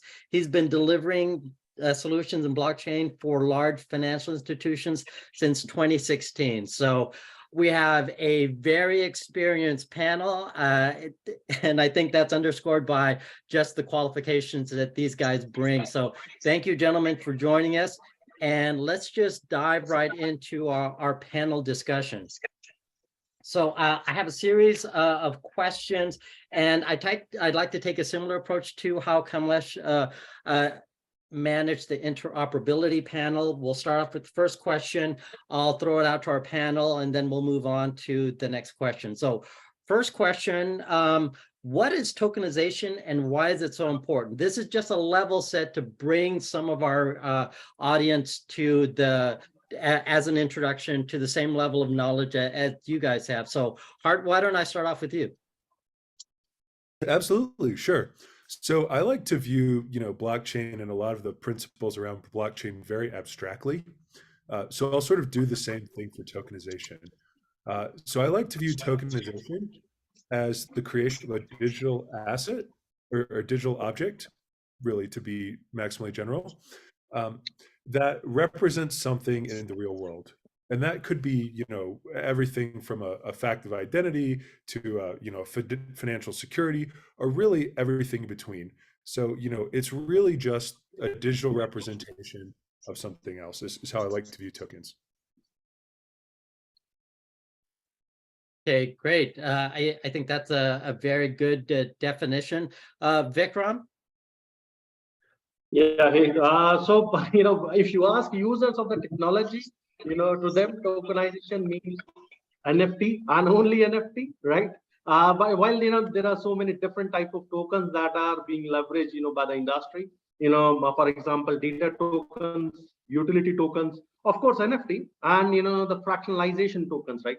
And to me, again, agreeing with, Hart, but to me, tokenization is a means to representing an asset and getting maximum out of it, right? So, and I believe, it has opened up asset management to newer possibilities in terms of how you handle it and what kind of use cases you can implement. Especially, prime example would be fractionalization, which is, allowing you to transform previously illiquid assets into liquid ones, right? Yeah, so that's, my thought on tokenization. Okay, great definition, Vikram. I want to add to that. I took a look at the Hyperledger Global Forum. One of the presentations was from Michael Klein at Accenture, and he pretty much used the description that you just had. Tokens allow you to build markets to exchange assets. Tokens enable communities to interact across the web. So great definition. Mohan, what do you think about tokenization? Why is it important? Very interesting question, and I guess we've done a number of projects, and in every context, it's very difficult to explain the concept to someone that is still in the legacy world. But a very simple example would be like when I check in into let us say, a hotel, and I want to just keep my luggage there for a few hours before I take off, and get my cab and so on and so forth. I give it to the bellboy, and then he gives me a token. So essentially, my token allows me to associate it to all my assets that I have kept in the custody of that bellboy, right? So if I give so essentially it proves that I own a certain set of physical assets or assets that is represented by the token. But if you really look at it, there are multiple concepts within this, and in our presentations to last year to Morgan State and others, we try to come up with something. So that is tokenization, which is the process of associating a token with a digital or a physical asset. And then you have the token itself, which we see as a business object, typical to the object-oriented concepts of having some data and behavior. So you can see ERC-20 is just modeled as data associated with a set of behaviors like mint or burn or send, transfer, whatever that is. And then there is tokenization as a service, which is essentially an abstraction of all the services that a token abstraction can provide. So if you see in the future, there might be different types of tokens, but they talk the same language through the same interface. So if I go through that interface, it translates behind the scene to different physical implementations. So we take a broader look on this concept, and of course, we can talk a lot more on this, but that's my take on it. Yeah, great definition, Mohan. And I really like how you talk about the interoperability aspect of that as well, especially given the first panel. I think that's one of the key benefits of tokenization. It does facilitate interoperability. Animesh, what's your definition of tokenization?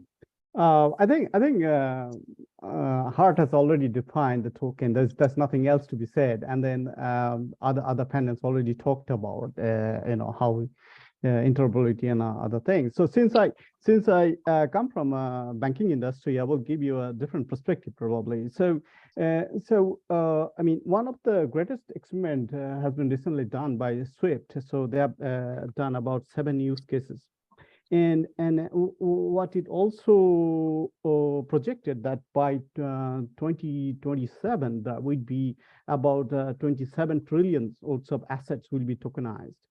Now, this is a huge thing, like a PPP, payment versus assets. So one of the greatest challenge we have to, I think, win is that the interoperability, because I create a token, and then that token has to be interoperable with the other countries, there are other network, then assets, where so that's how the if we have tokens in multiple countries and multiple different blockchain network, and then the interaction with the traditional assets, tokenization, de-tokenization. So those are the various projects will be there. And then we are particularly working on a CBDC, and it is a financial tokenization project, and as you know, 90%, 5% of the banks globally working on that. So when in next, my view is the next 4-5 years, when all of these networks are connected, like projects like Mbridge and others are coming, then we see the huge value of this tokenization. So it just about to mature, but we need some time. And you hit upon just the next topic that I wanted us to discuss is the benefits and risks associated with tokenization. I come from the mortgage industry, and in the previous panel, they talked about how within the mortgage industry, blockchain and tokenization is starting to have an effect at one end of the spectrum at an asset level. So let's tokenize a specific building. But then you gentlemen also talk about tokenization at the CBDC level, and that's at the other end of the spectrum. That's at the macroeconomic end. So two opposite ends of the spectrum. Can you guys, starting with you, Hart, speak to me about the risks and benefits of tokenization at either end of the spectrum, micro or macro? Sure. I guess I'll try to make some pretty general comments again. So, tokenization, I think, offers a lot of efficiency benefits, right? There are a lot of things that you can do much more quickly and efficiently if you have a good token ecosystem in place that you can't do without it. This may, involve cost savings, as some middlemen and some of these financial systems are not needed anymore. And it may just be you can do and sort of move things faster. And another thing I'm really excited about is if tokenization is done properly, then there could be great benefits in terms of privacy and confidentiality as compared to some of the systems today as well. And I realize this is a very general answer, but I feel like all the other panelists are going to have really good, precise answers with use cases. So I'll leave it to them for that. So thank you.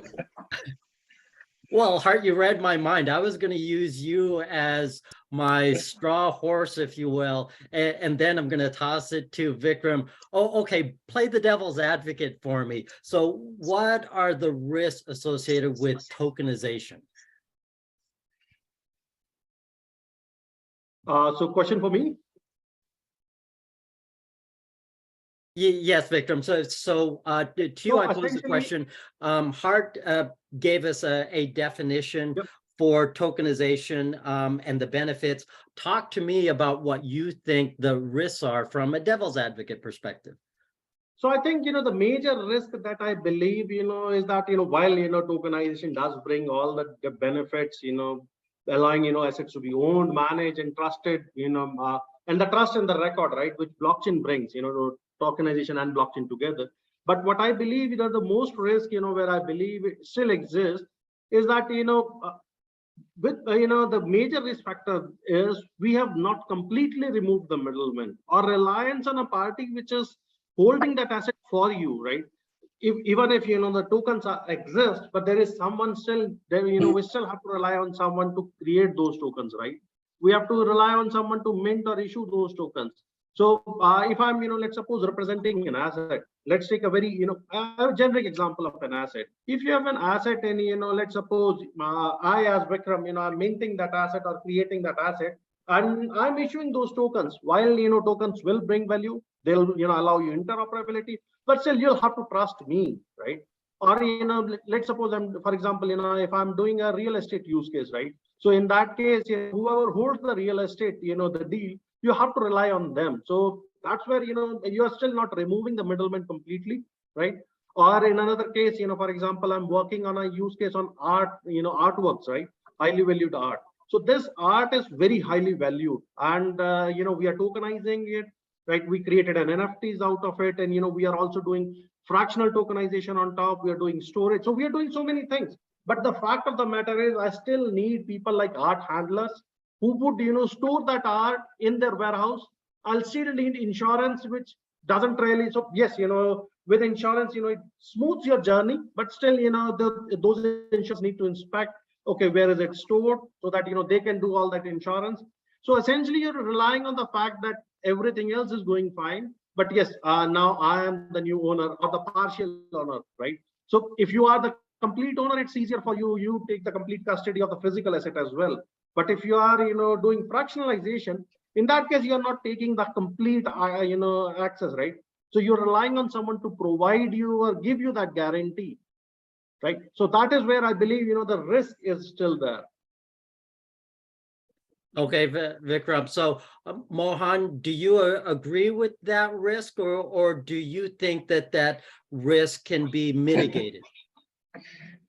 So there are plenty of risks, So in the initial, when you started this question, you talked about real estate, and last year we were involved at Chainyard with a real estate company for property rental management. See, not all use cases within the real estate, for example, in this case, right, are tuned to tokenization, because ultimately there has to be some business value. So we took a look at it, and we actually went deep dive, and there are many different issues. It's not just about Vikram pointed out middlemen, so eliminating them obviously requires the rules of the business rules to be encoded into smart contracts. Now, one of the biggest risks are the smart contracts encoding the rules correctly, and is there a potential for a hack, for example, right? The second thing that and I'm just going to say, like, the second thing we noted was the asset is tied to a token, and if you tie it to a DeFi process, like decentralized finance, which is what we tried to do, basically saying that let me fractionalize the asset, or rather issue tokens against the asset, and then use a decentralized finance like Uniswap or PancakeSwap. There is a disconnect between the actual asset value and then the value of the token itself in the DeFi space, because DeFi's like Uniswap work on a mathematical algorithm. It's not based on some market event or a business event or a natural appreciation or devaluation of the asset. So we found that there could be potential impermanent loss, which is basically that if the investor on one hand can lose because he has invested in a liquidity pool, but the actual asset has depreciated or appreciated in value. So the two could be disconnected. So how do you solve that? So that risk is usually mitigated by use of, I guess like arbitrage or intermediate market makers who come in and just reprice the tokens in the liquidity pool. There are other ones. We noticed that the blockchain network on which the tokens are hosted could change fees or change their underlying technology, and so that can have an impact. Or in the US, one of the things that happened in this real estate case is that the legal guys, continuously insisted that your tokens have to work inside a a boundary, so that you don't violate rules that are actually currently in place outside the boundary, like the reporting requirements or the SEC requirements. Because whenever you take tokens and create and issue them as financial instruments or investment assets, you automatically have to comply with SEC regulations in the US, right? So then, and those regulations can change. So have you considered building those risks into the smart contracts and into the application itself? So these are some of the things that I see. Obviously, Vikram has highlighted many of those issues, like fractionalization. What happens if the asset gets burnt? How do all these fractional tokens that the investors own get impacted? If the underlying asset loses its value, or the value is lost, or there is a takeover from another entity and has authority over that asset. So there are many different considerations that we see given real estate, but obviously this is a broader topic that can be discussed. And Mohan, I'm glad you mentioned that real estate use case. I listened to your YouTube presentation that you gave at Hyperledger Global. Great presentation. So one quick question specifically for you. In today's much more volatile real estate market, do you see that type of solution that you guys worked on as being viable? Or is that too much risk? Yeah, I do see that, because I think like the client with whom we work with, it was not just a technology solution. We had a real estate domain expert. We had legal representation, all working together. So we had to sort out all kinds of issues, potential issues that can happen. There was a second issue, right? There are all these legacies investors who do not care about blockchain. They love the traditional process of paper certificate. And so the solution had to manage both environments. One, is John, who is like 63 years old and put all his assets with this company and has got paper certificates. And the young investor who wants to have tokens in their wallets. So how does the solution actually meet the goals of both? Because this was not an organization that started up from scratch, right? So yes, we do see the viability of the solution. There was one potential issue is basically in terms of regulation. This solution was supposed to allow overseas investors to also invest, and they are regulated by different rules by the SEC versus US investors who have to be accredited. And then there was also a limitation on how much can be issued as securities. The value was, I think, like he was talking about $5 million, this particular client. So we couldn't exceed the 5 million boundary. So we had to have two different ways of addressing the problem. So asset one was completely securitized at 5 million, asset two, asset three, and so on. So those were all the fine things that we had to work out still. So the solution is not done. So this was the first potential workable solution. Okay, great. Thank you. That was just a quick aside, so thank you for that. I'm going to go ahead and skip to the next question for you, Animesh. What's the future of tokenization? And we've talked about the risks and the benefits. What do you think is needed to realize this future for tokenization of, you were saying 27 trillion, I believe, the potential future. So what do we need to get to that future? Just one thing in terms of technology is interoperability, and the other thing is that regulations.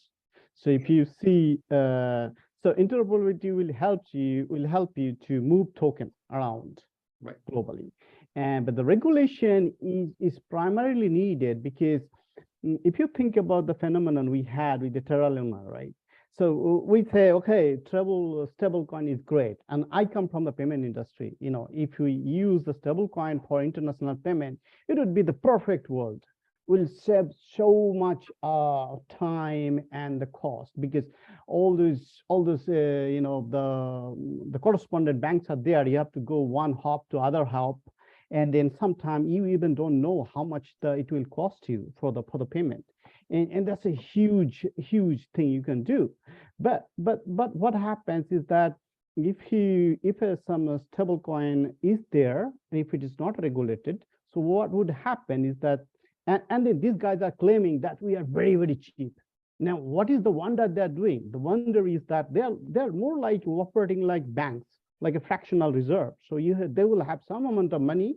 The other amount of money, they are actually investing in more riskier assets, right?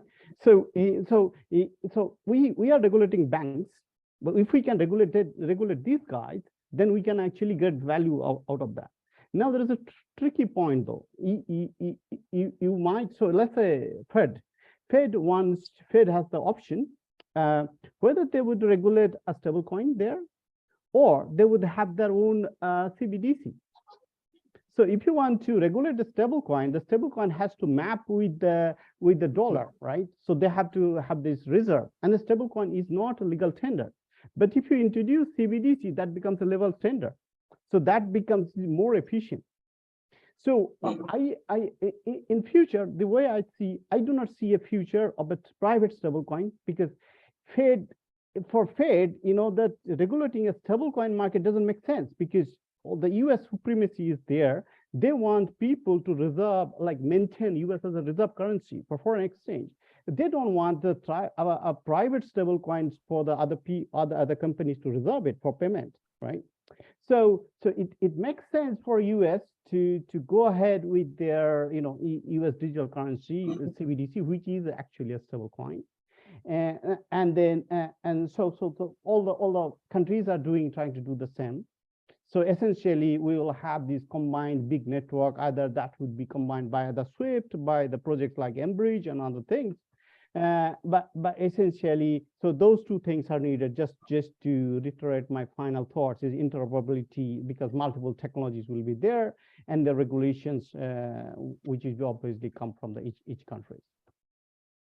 So then let me play the devil's advocate. If you're talking about interoperability and being able to overcome the regulatory requirements, are you advocating for a single regulatory body to govern all of these stable coins or CBDCs? No. So each country will have their own regulations.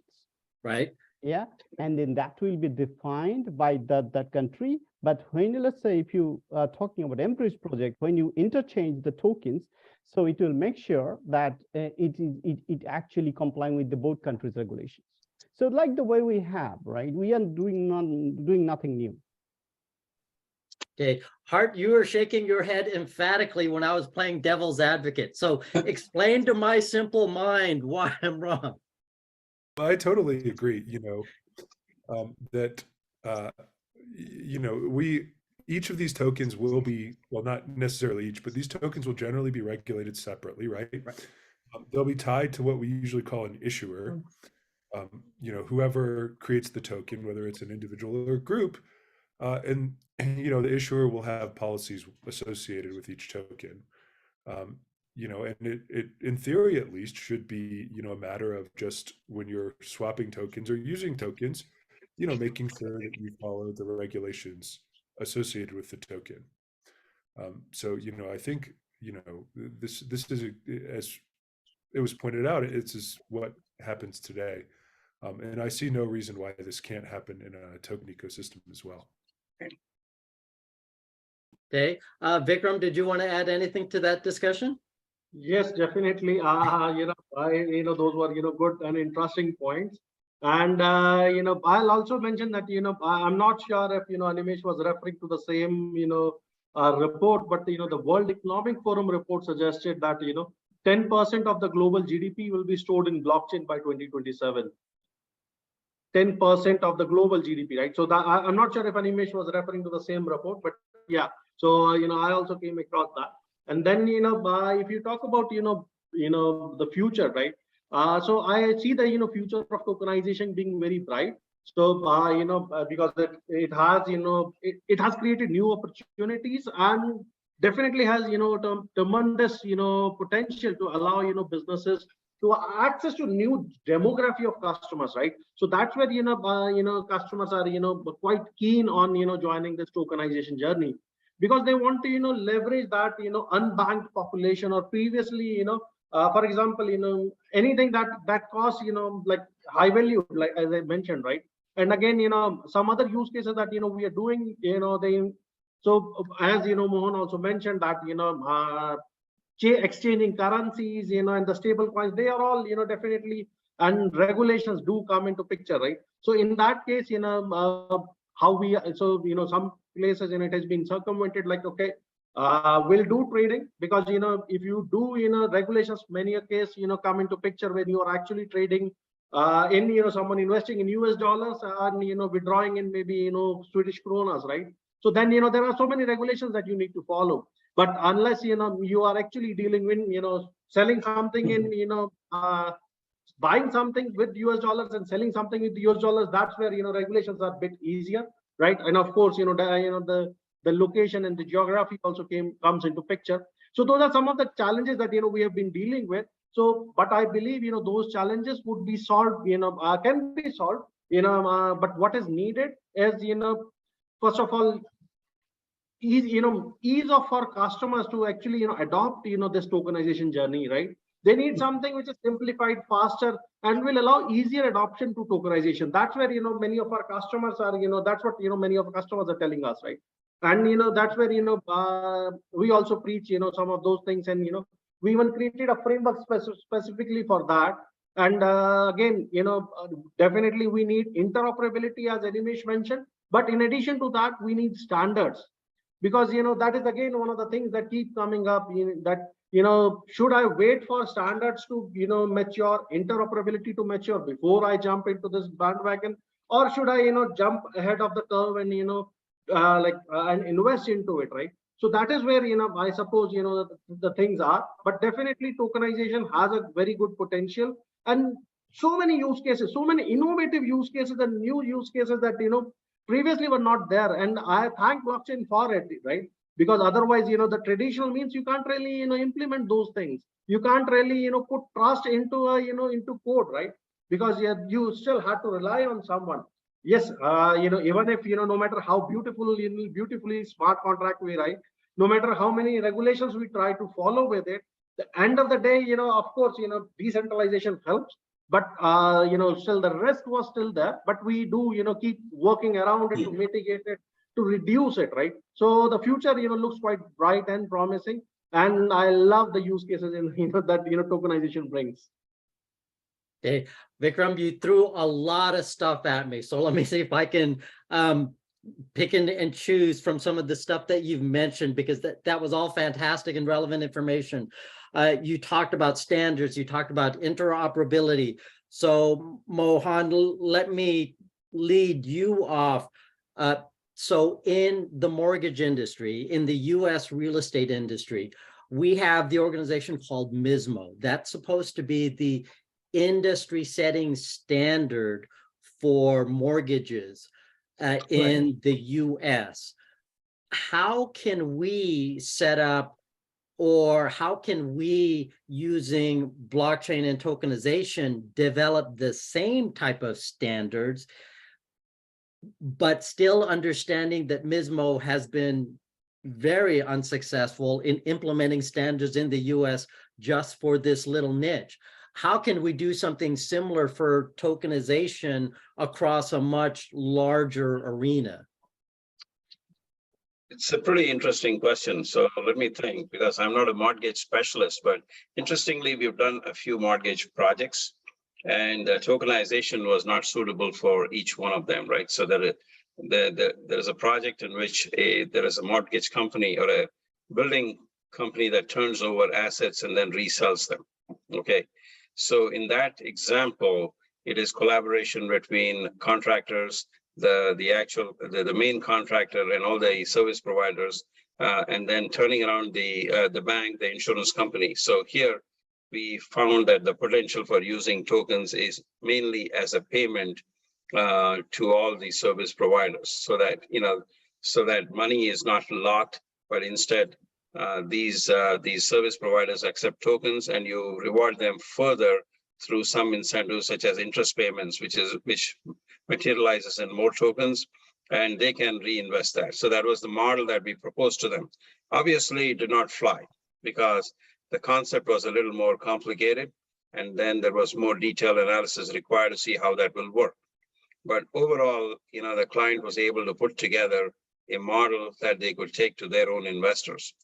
The second example on real estate where we tried to propose tokens was for a mortgage company. In fact, this was an IBM client that came back to us, and then we tried to help them with. But the whole model of tokenization there was about the value of the home being. It was more like a trade finance application where you could float the entire value of the house, the asset or the property as a token, and then mortgage investors, mortgage companies can pick up and bid on it and see and propose the best offers. Then they would have ownership of that token, which is really the title of the house or the property, until it is fully paid off, or they could in turn trade it among themselves. So there are many different, and then we dealt with another kind of real estate, which is actually commercial real estate.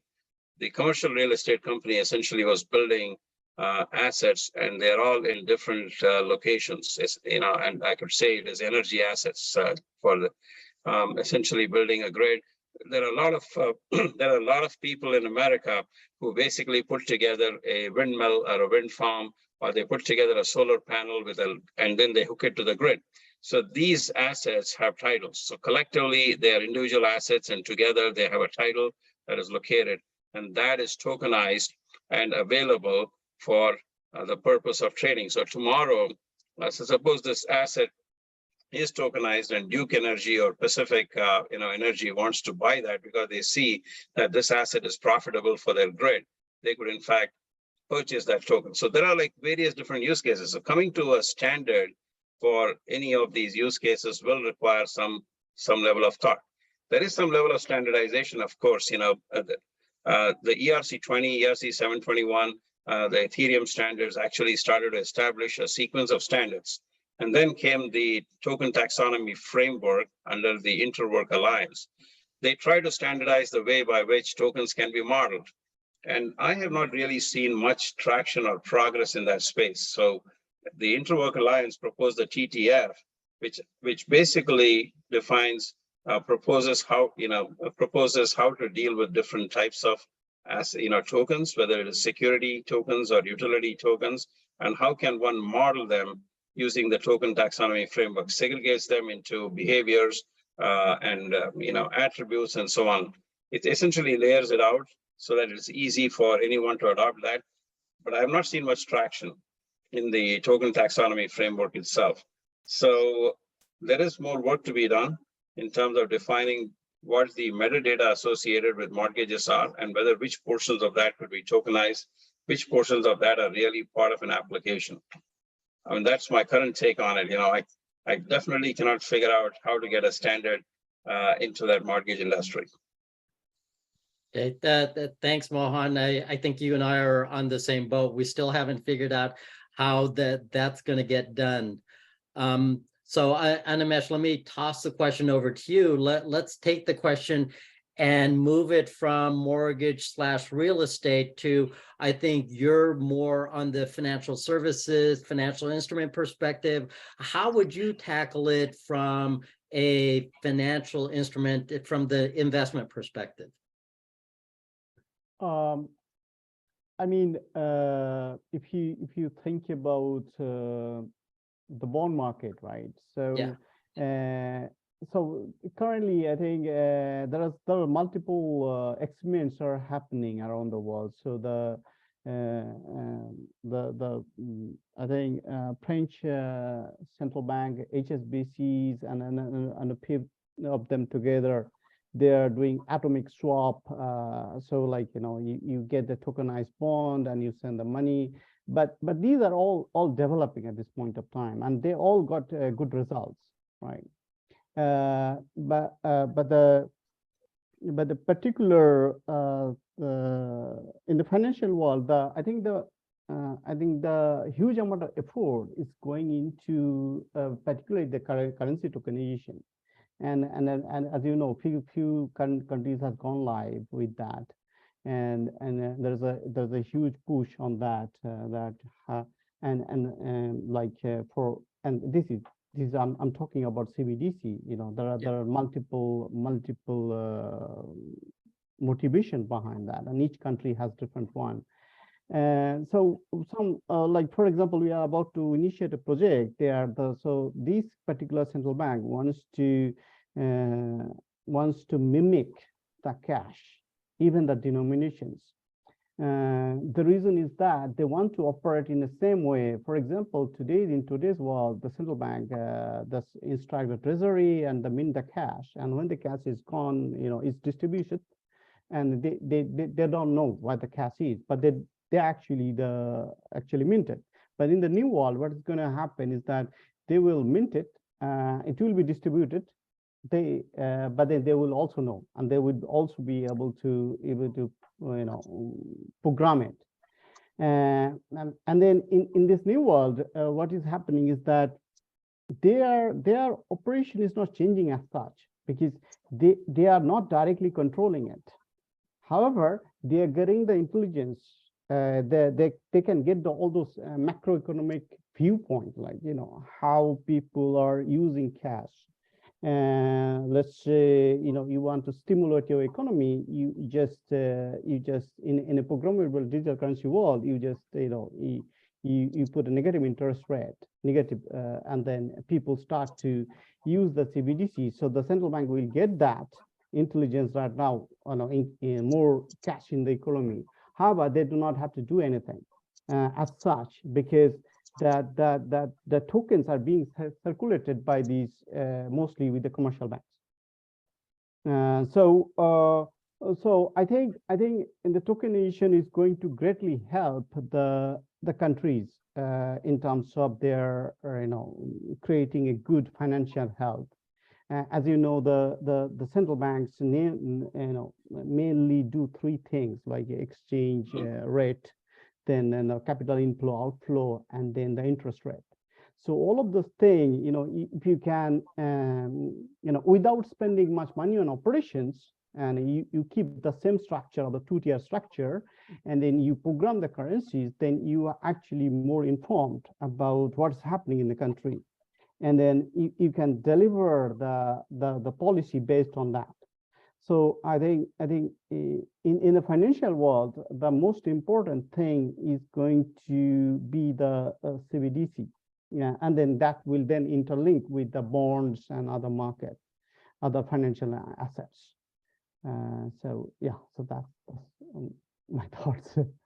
Okay, you raise several really interesting points that regulatory bodies would be able to more closely manage their economies through the use of CBDCs and be able to track, I'm assuming at a finer level, what's happening with their economies through those CBDCs.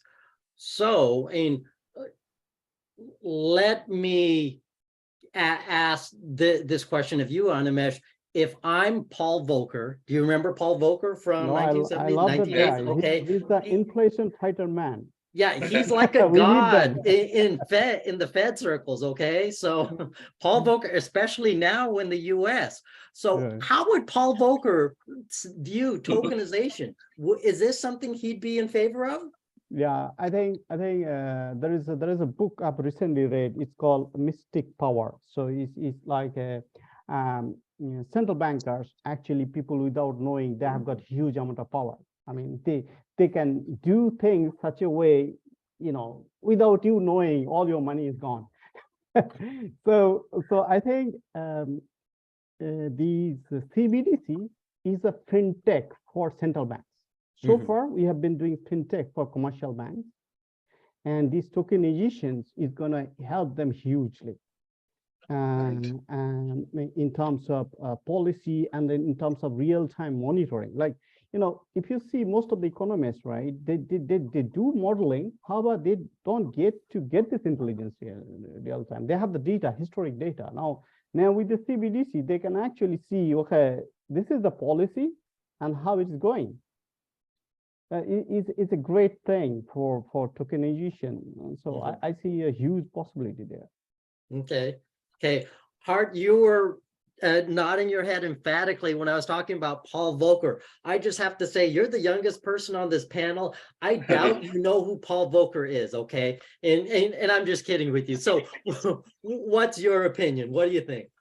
Yeah, I mean, I think Paul Volcker aside, I think, tokenization can offer, a lot of benefits to central banks, in addition to, what's already been said, there are reasons to do this for, privacy and confidentiality for consumers. Now, each central bank will have to pick out, what level of privacy it wants, users to have. And there are also great ways you can, this goes back into central banks monitoring. There are great things you can do with auditability with, a token-based CBDC, right? And you can even do auditability in a privacy-preserving way, right? So one of the coolest things that I think about this is, I can, if I'm in not just necessarily a CBDC, but really any token application, I can prove with zero knowledge that I've followed some policy, right? And then regulators and auditors and everything like that, all those people are happy. But, in general, my confidentiality of transaction and my privacy is preserved. And that's something that's really hard to do with today's technology. It's hard to do without a token. So. Yeah, great point. I want to switch gears a little bit with you, Vikram. So we've been talking about a lot of the different things that are taking place right now within tokenization. So hypothetical question. I'm a VC, I'm not a VC guy, but I'm pretending to be a VC guy, okay? I got $10 million in dry powder sitting. where do I spend that in the tokenization sphere, in blockchain, that would maximize that investment? If I'm interested in getting involved in tokenization, where should I spend my money, and what are the two things? Just give me two things I need to know before I invest. Sorry, I was speaking on mute. So someone had to do that, speak on mute. Oh, yeah.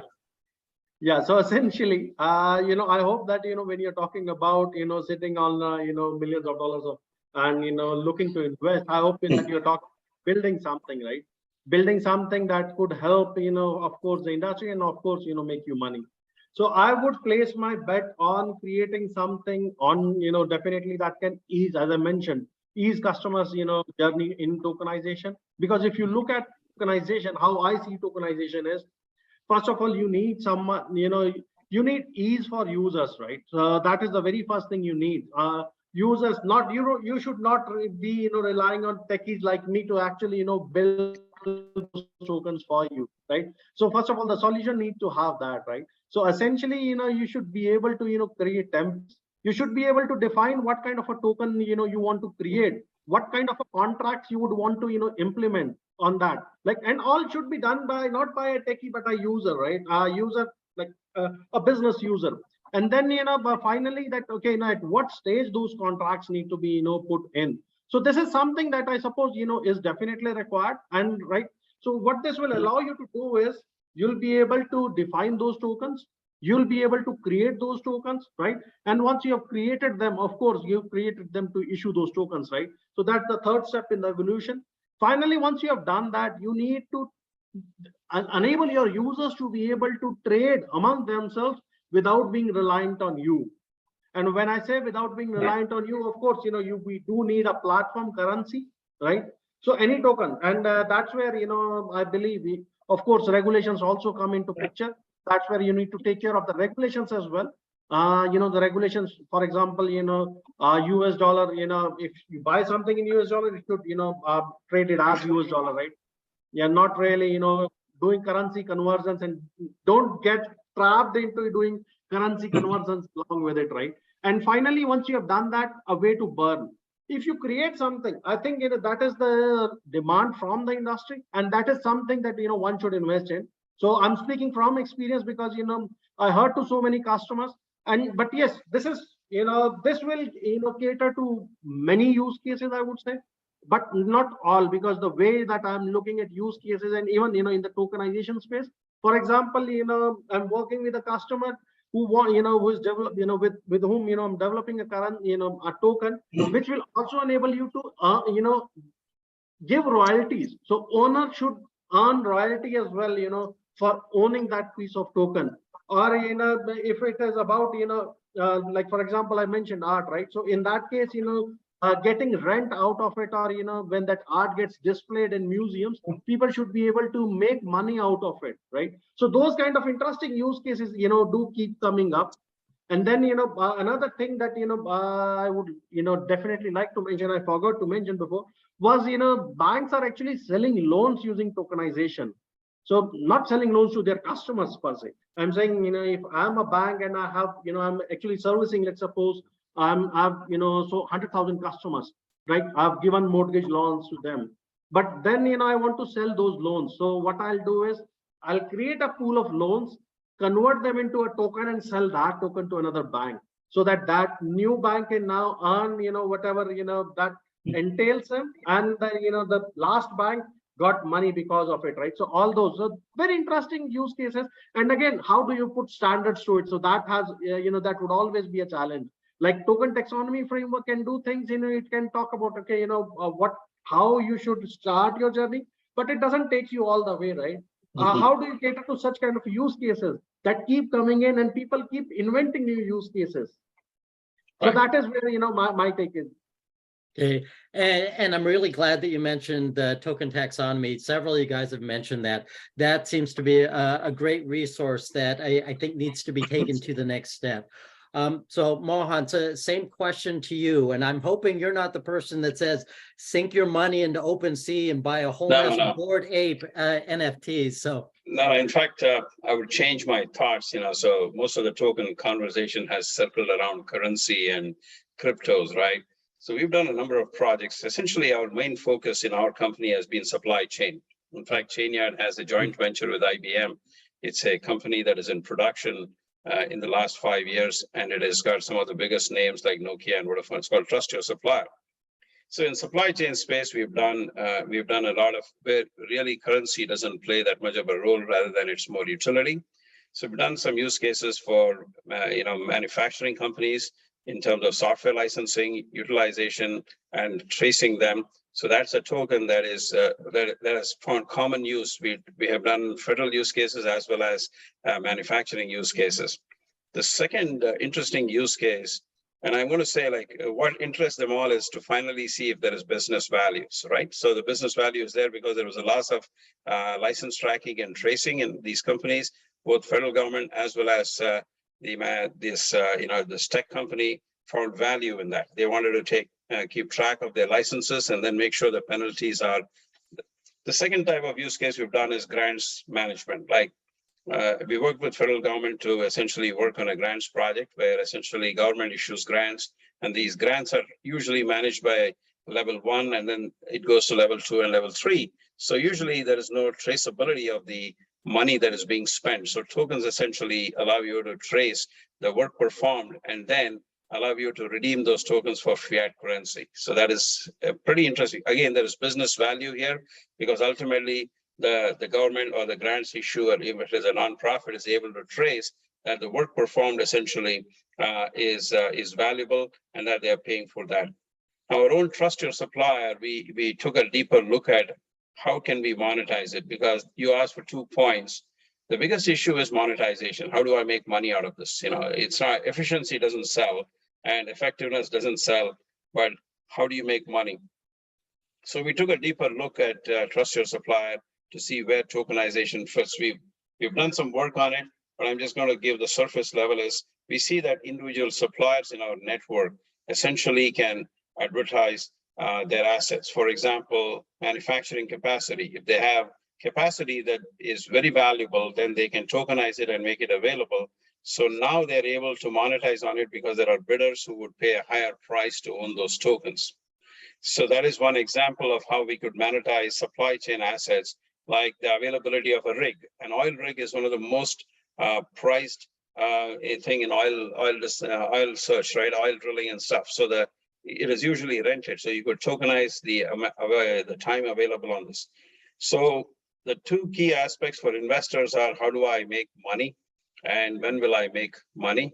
And then the potential and obviously the potential risks associated with that, because they obviously want to shield themselves. If I did make some sense in all these things. Oh, you made perfect sense, and I definitely like the 2 points that you mentioned. So, Animesh, the same question to you. The hypothetical situation, I'm a VC guy. Where do I put my money if I'm interested in tokenization, and what are the 2 things that I should consider? You're on mute.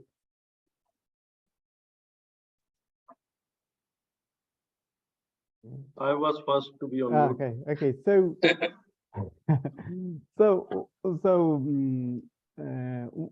as I was saying, right? So one of the biggest things happening around the world is the CBDC. Now, if you're a VC and then if you want to invest on CBDC, you have a problem now, because if you look at the McKinsey report, like 2021 and 2022, both of the reports says that the margin from the payment transactions in the traditional market is going to decrease.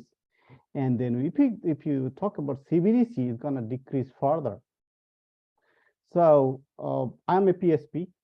Let's say I'm a PSP and you are a VC now. And then you see here, okay, this is the budding PSP. There's now it's happening, right? A lot of PSPs are coming in the market, and then you want to invest. Now there's a problem here because you're going to lose money.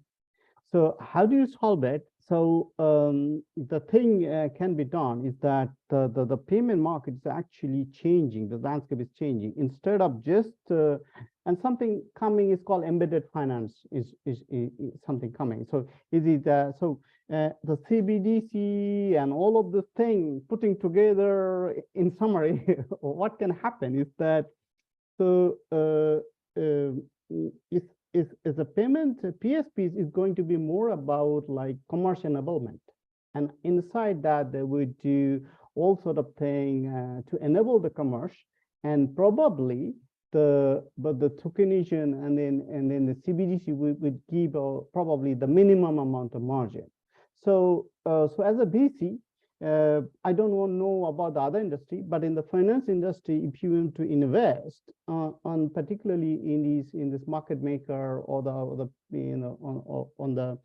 on the PSP side, the thing you have to see, what are the value added service they are giving? Not necessarily they're making money out of these currency tokenization, because currency tokenization, that is not much money to be made. It is something you have to give, and you have to build service on top of that. And if you are good at that, then we would make a lot of money, because the CBDC is coming. So combining CBDC and the commercial value proposition together can create an unicorn as such. So I see that's something VC should consider. Hey, the one thing that stood out in what you said, Animesh, is that I'm not going to make a lot of money real soon. Okay.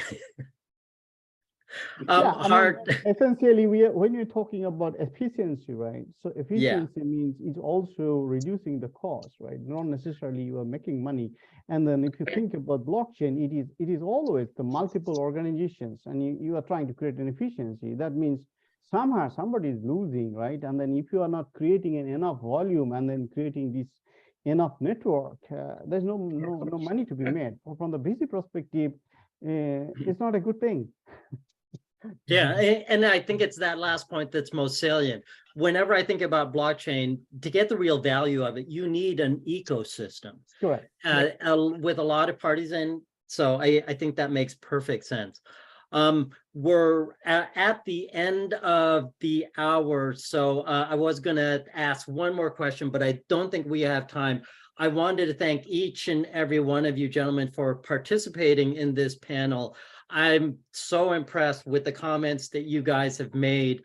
You guys have very extensive backgrounds. Clearly, all of you guys are much smarter than I am. So thank you for participating in this panel. And just any additional comments or questions, either from our audience, the other participants, or anyone on the panel? I think, while we wait for audience question from audience, I think the one thing that, we didn't talk about, and, it is the talk of the town, is, ESG, I suppose. We didn't talk about it. We did touch ESG. So those are, again, the tokens, be it, carbon tokens, the emission tokens, the energy tokens, right? So those are definitely, are something that, have been, being talked about in the industry, like, sustainability and, onboarding the sustainable vendors and, doing sustainable supply chains, sustainable ETFs.